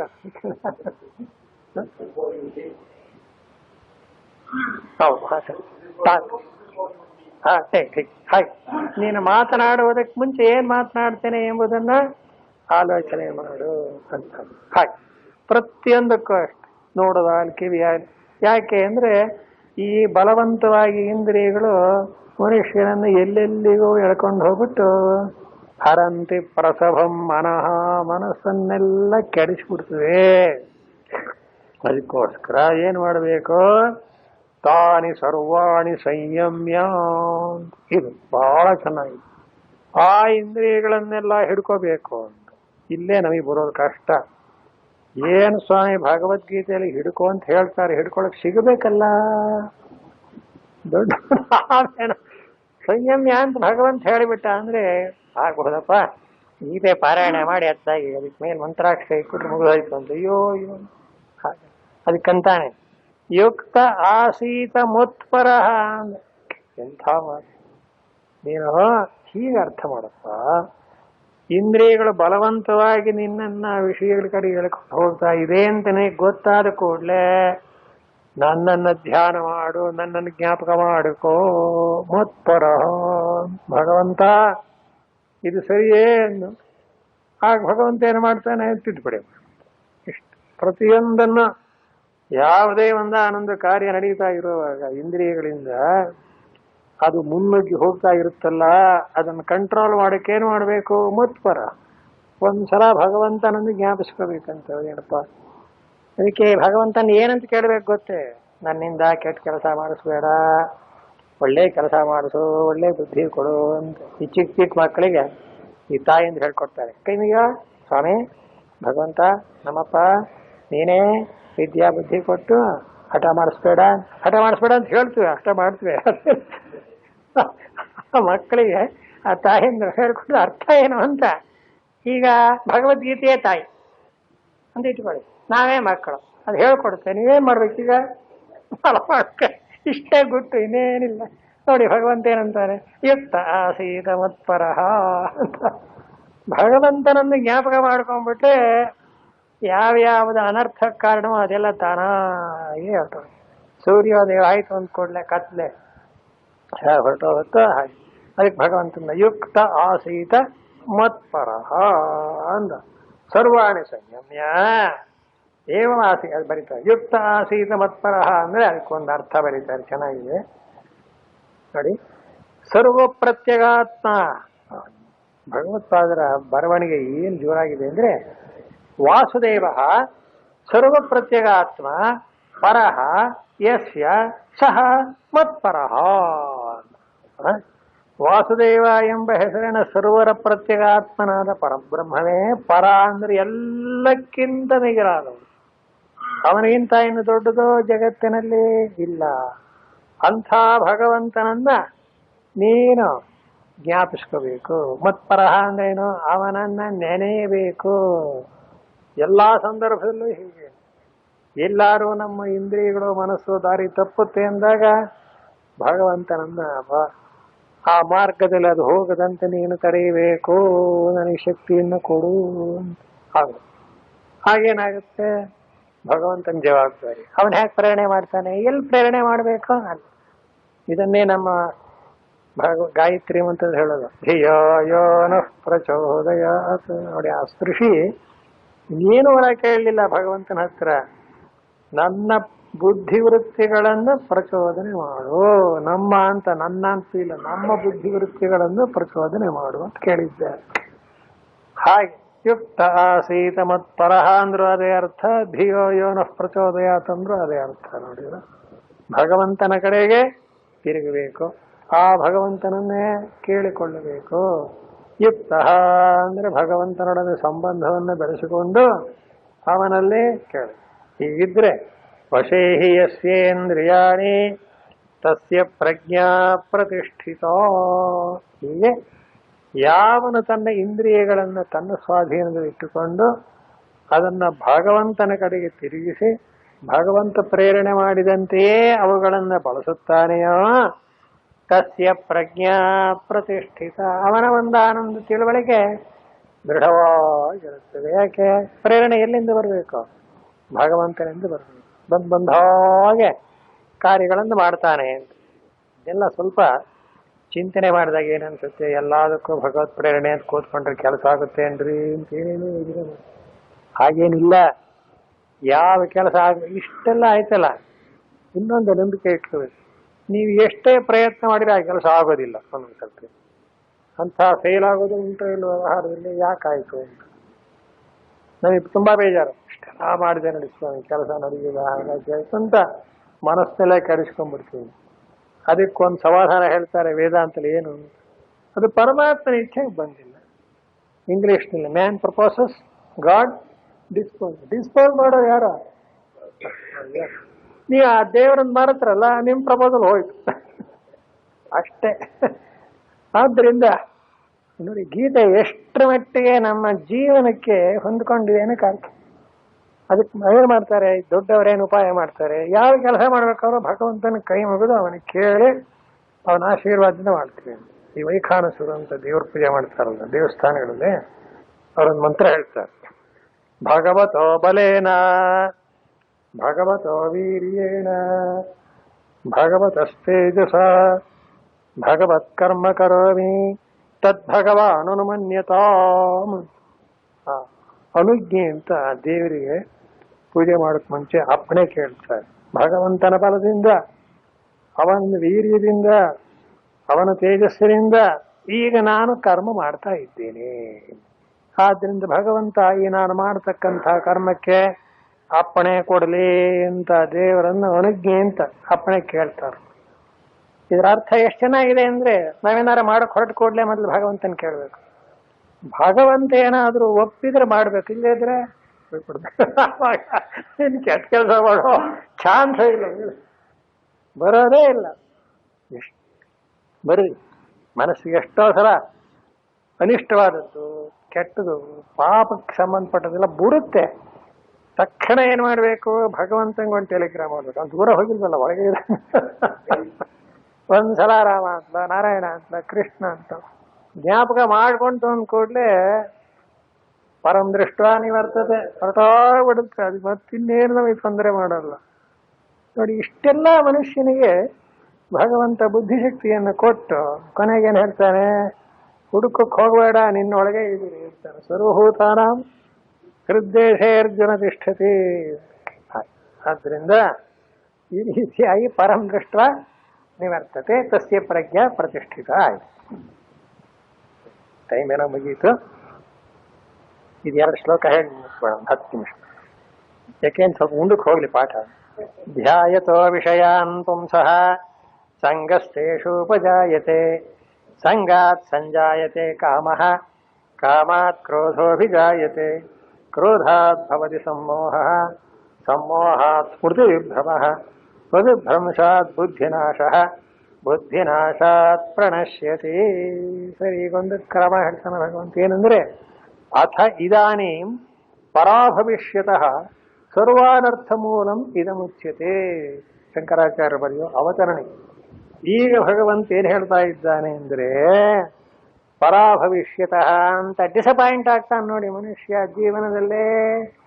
ಯಾಕಾಗ್ದಾನೆ ಎಂಬುದಕ್ಕೆ ಬುಡ ಏನು, ಮನುಷ್ಯ ಯಾಕೆ ಈ ರೀತಿಯಾಗಿ ಪೂರ್ಣವಾದಂತಹ ತನ್ನ ಒಂದಾನೊಂದು ಯೋಗ್ಯತೆ ಇದ್ರೂ ಜೀವನದಲ್ಲಿ ಯಾಕೆ ಅವನು ಸೋಲ್ತಾನೆ, ಪರಾಭವ ಯಾಕೆ ಹೊಂತಾನೆ ಅಂತ ಹೇಳ್ತಾನೆ. ಅದಕ್ಕಿಷ್ಟೇ ಕಾರಣ. ಧ್ಯಾಯತೋ ವಿಷಯಾನ್ ಪುಂಸಃ ಅಂತ. ಮನುಷ್ಯನ ಮನಸ್ಸು ಒಂದು ಕ್ಷಣವೂ ಸುಮ್ಮನಿರೋದಿಲ್ಲ. ಏನಾದ್ರು ಒಂದು ನಿದ್ರೆ ಮಾಡುವಾಗ ಬಿಟ್ಬಿಟ್ರೆ ಬಾಕಿ ಎಲ್ಲಾ ಕಾಲದಲ್ಲಿಯೂ ವಿಷಯಗಳನ್ನು ಕುರಿತು ಸುಮ್ಮನೆ ಬೇಕೋ ಬೇಡವೋ ಚಿಂತನೆ ಮಾಡ್ತಾನೆ ಇರುತ್ತೆ ಮನಸ್ಸಲ್ಲಿ. ಗಾದೆ ಹೇಳ್ತಾ ನೋಡಿ, ಮನಸ್ಸಲ್ಲಿ ಮಂಡಿಗೆ ಮಾಡ್ಕೊಂಡ ಅಂತ. ಯಾಕೆ, ಏನ್ ಮಾಡೋದು? ತಿರುಕ ಆ ಕಥೆ ಬರೆದ ನೋಡಿ ಎಷ್ಟು ಚೆನ್ನಾಗಿದೆ. ಸುಮ್ಮನೆ ಮೂಲೆಯಲ್ಲಿ ಕೂತಿದ್ದವನು ಇದ್ದಕ್ಕಿದ್ದ ಹಾಗೇನೆ ಕನಸು ಬಿದ್ಬಿಡ್ತಾ ಅವನಿಗೆ. ಒಂದು ಏನೋ ಶುರುವಾಯ್ತು, ರಾಜನ ಮಗಳನ್ನು ಮದುವೆ ಮಾಡ್ಕೊಂಡ್ಬಿಟ್ಟ, ಏನು ಕಥೆ ಎಲ್ಲ ಗೊತ್ತಿದೆ ನನಗೆ. ಈಗ ಸುಮ್ಮನೆ ಮನುಷ್ಯ ತನ್ನ ಒಂದಾನೊಂದು ಮನಸ್ಸನ್ನ ವಿಷಯಗಳ ಕಡೆ ಅಭಿಧ್ಯಾನಕ್ಕೆ ದಾರಿ ಮಾಡ್ಬಿಡ್ತಾನಲ್ಲ, ಅದರ ಪರಿಣಾಮ ನೋಡಿ ಏನಾಗತ್ತೆ. ಸಂಗಸ್ತೇಷು ಉಪಜಾಯತೆ. ಆಮೇಲೆ ಆ ಪದಾರ್ಥಗಳನ್ನ ತಾನು ಪಡ್ಕೋಬೇಕು ಅನ್ನೋ ಆಸೆ ಉಂಟಾಗತ್ತೆ.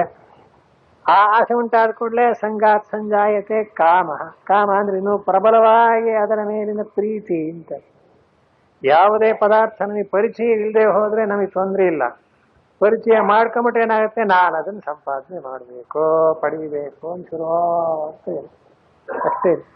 ನೀವು ಹೆಚ್ಚು ಹೆಚ್ಚು ಪ್ರಪಂಚವನ್ನು ಪರಿಚಯ ಮಾಡಿಕೊಂಡಂತೆಲ್ಲ ಆ ವಸ್ತುಗಳ ಮೇಲೆ ಏನಾಗುತ್ತೆ, ಅಭಿಮಾನ ಹೊತ್ತು ನಂಗೂ ಬೇಕು, ನಾನು ಮಾಡಬೇಕು. ಆಮೇಲೆ ಏನಾಗುತ್ತೆ, ಸಂಗಾತ್ ಸಂಜಾಯತೆ ಕಾಮ. ಕಾಮ ಅಂದ್ರೆ ಇನ್ನೇನಿಲ್ಲ, ಈ ಸಂಘವಾದ ಕೂಡಲೇ ಪದಾರ್ಥ ಸಿಕ್ಕಿದ್ರೆ ಪರವಾಗಿಲ್ಲ, ಸಿಕ್ಕದೆ ಹೋಗ್ಬಿಟ್ರೆ ಆಸೆ ಉಳ್ಕೊಂಡ್ಬಿಡುತ್ತೆ, ಪದಾರ್ಥ ಸಿಗೋದು. ಎಷ್ಟೋ ಸಲ ಹಲ್ ಬಿದ್ದು ಹೋಗಿರುತ್ತೆ, ತಿನ್ಬೇಕು ಅಂತ ಆಸೆ, ಅಲ್ಲಿ ಕೆಲಸ ಮಾಡಲ್ಲ. ಆಮೇಲೆ ಅವ್ರು ತಿಂಡಿ ಕೊಡದೆ ಹೋದ್ರೆ ಆಮೇಲೆ ಸಿಟ್ಟು ಬರುತ್ತೆ ಯಾರ ಮೇಲೆ, ಕಾಮಾತ್ ಕ್ರೋಧ ವಿಜಾಯತೆ ಆಗ್ಬೇಕಲ್ಲ ಮುಂದಕ್ಕೆ. ನಾ ಮಾಡ್ಕೊಂಡು ನೀವೇ ತಿಂದುಬಿಟ್ರಲ್ಲ, ನನಗೆ ಕೊಡ್ಬೇಡಿ, ಹಲ್ಲಿಲ್ವಲ್ಲ ಅಂತ. ಹಲ್ಲಿಂದ ಇದ್ರೆ ಕುಟ್ಟು ಕೊಡ್ಬೇಕಾಯ್ತು. ಏನಾದ್ರು ಒಂದು ನೋಡಿ ಎಷ್ಟು ಪ್ರಾಕ್ಟಿಕಲ್ ಆಗಿದೆ ಭಗವದ್ಗೀತೆ. ಸಂಘದಿಂದ ಕಾಮ ಕ್ರೋಧ ಆಮೇಲೆ ಸಿಟ್ಟು ಬಂದ್ಬಿಡುತ್ತೆ. ಒಂದರಿಂದ ಒಂದು ಹೇಗೆ ಮರಿ. ಆಮೇಲೆ ಹೇಳ್ತಾರೆ ಕ್ರೋಧಾಧವತಿ ಸಮ್ಮೋಹ. ಕೋಪ ಬಂದ್ಬಿಟ್ಟ ಅಂದ್ರೆ ಮನುಷ್ಯ ಎಚ್ಚರ ತಪ್ಪಿಡ್ತಾನೆ. ಯಾವುದು ಮಾಡಬೇಕು ಯಾವುದು ಮಾಡಬಾರದು ಅನ್ನೋ ವಿವೇಕವನ್ನೇ ಕಳ್ಕೊಂಡ್ಬಿಡ್ತಾನೆ. ಬಹಳ ಅನ್ಯಾಯ. ಅದಕ್ಕೋಸ್ಕರವೇ ಮತ್ತಿನ್ನೊಂದ್ಸಲ 3ನೇ ಅಧ್ಯಾಯದಲ್ಲಿ ಭಗವಂತ ಹೇಳ್ತಾರೆ, ಅರ್ಜುನ ಕೇಳಿದ ಅಸಕೇನ ಪ್ರಯುಕ್ತ ಸರ್ವಪ್ರತ್ಯಗಾತ್ಮ. ಭಗವತ್ಪಾದರ ಬರವಣಿಗೆಯಲ್ಲಿ ಏನ್ ಬೇರಾಗಿದೆ ಅಂದ್ರೆ, ವಾಸುದೇವ ಸರ್ವಪ್ರತ್ಯಗಾತ್ಮ ಪರಃ ಯಸ್ಯ ಸಹ ಮತ್ಪರಃ. ವಾಸುದೇವ ಎಂಬ ಹೆಸರಿನ ಸುರಿವರ ಪ್ರತ್ಯಗಾತ್ಮನಾದ ಪರಬ್ರಹ್ಮನೇ ಪರ ಅಂದ್ರೆ ಎಲ್ಲಕ್ಕಿಂತ ಬೇಗ. ಅವನಿಗಿಂತ ಇನ್ನು ದೊಡ್ಡದು ಜಗತ್ತಿನಲ್ಲೇ ಇಲ್ಲ. ಅಂಥ ಭಗವಂತನನ್ನ ನೀನು ಜ್ಞಾಪಿಸ್ಕೋಬೇಕು. ಮತ್ಪರಹ ಅಂದೇನು, ಅವನನ್ನ ನೆನೆಯಬೇಕು. ಎಲ್ಲ ಸಂದರ್ಭದಲ್ಲೇ ಹೀಗೆ. ಎಲ್ಲರೂ ನಮ್ಮ ಹಿಂದಿರುವ ಮನಸ್ಸು ಬಾಕಿ ತಪ್ಪುತ್ತೆ ಎಂದಾಗ ಭಗವಂತನನ್ನ ಆ ಮಾರ್ಗದಲ್ಲಿ ಹೋಗದಂತನನ್ನು ಕರೆಯಬೇಕು, ನನಗೆ ಶಕ್ತಿಯನ್ನು ಕೊಡು. ಹಾಗೇನಾಗುತ್ತೆ, ಭಗವಂತನ ಜವಾಬ್ದಾರಿ. ಅವ್ರು ಹೇಗೆ ಪ್ರೇರಣೆ ಮಾಡ್ತಾನೆ, ಇದನ್ನು ಪ್ರೇರಣೆ ಮಾಡಬೇಕು. ಇದರಲ್ಲಿ ನಮ್ಮ ಗಾಯತ್ರಿ ಅಂತ ಸ್ಪೃಶಿ ನಿರ್ಮಾಣ ಕೇಳಿಲ್ಲ ಭಗವಂತನ ಹತ್ರ. ನಮ್ಮ ಬುದ್ಧಿವೃತ್ತಿಗಳನ್ನು ಪ್ರಚೋದನೆ ಮಾಡು, ನಮ್ಮ ಬುದ್ಧಿವೃತ್ತಿಗಳನ್ನು ಪ್ರಚೋದನೆ ಮಾಡು ಅಂತ ಕೇಳಿದ್ದಾರೆ. ಪರಹ ಅಂದ್ರೆ ಅದೇ ಅರ್ಥ, ಭೀಮಯೋಗ ಪ್ರಚೋದಯ ತಂದ್ರೆ ಅದೇ ಅರ್ಥ. ಭಗವಂತನ ಕಡೆಗೆ ತಿರುಗಬೇಕು, ಆ ಭಗವಂತನನ್ನು ಕೇಳಿಕೊಳ್ಳಬೇಕು. ಮುಕ್ತಃ ಅಂದ್ರೆ ಭಗವಂತನೊಡನೆ ಸಂಬಂಧವನ್ನು ಬೆಳೆಸಿಕೊಂಡು ಆಮೇಲೆ ಕೇಳಿದ್ರೆ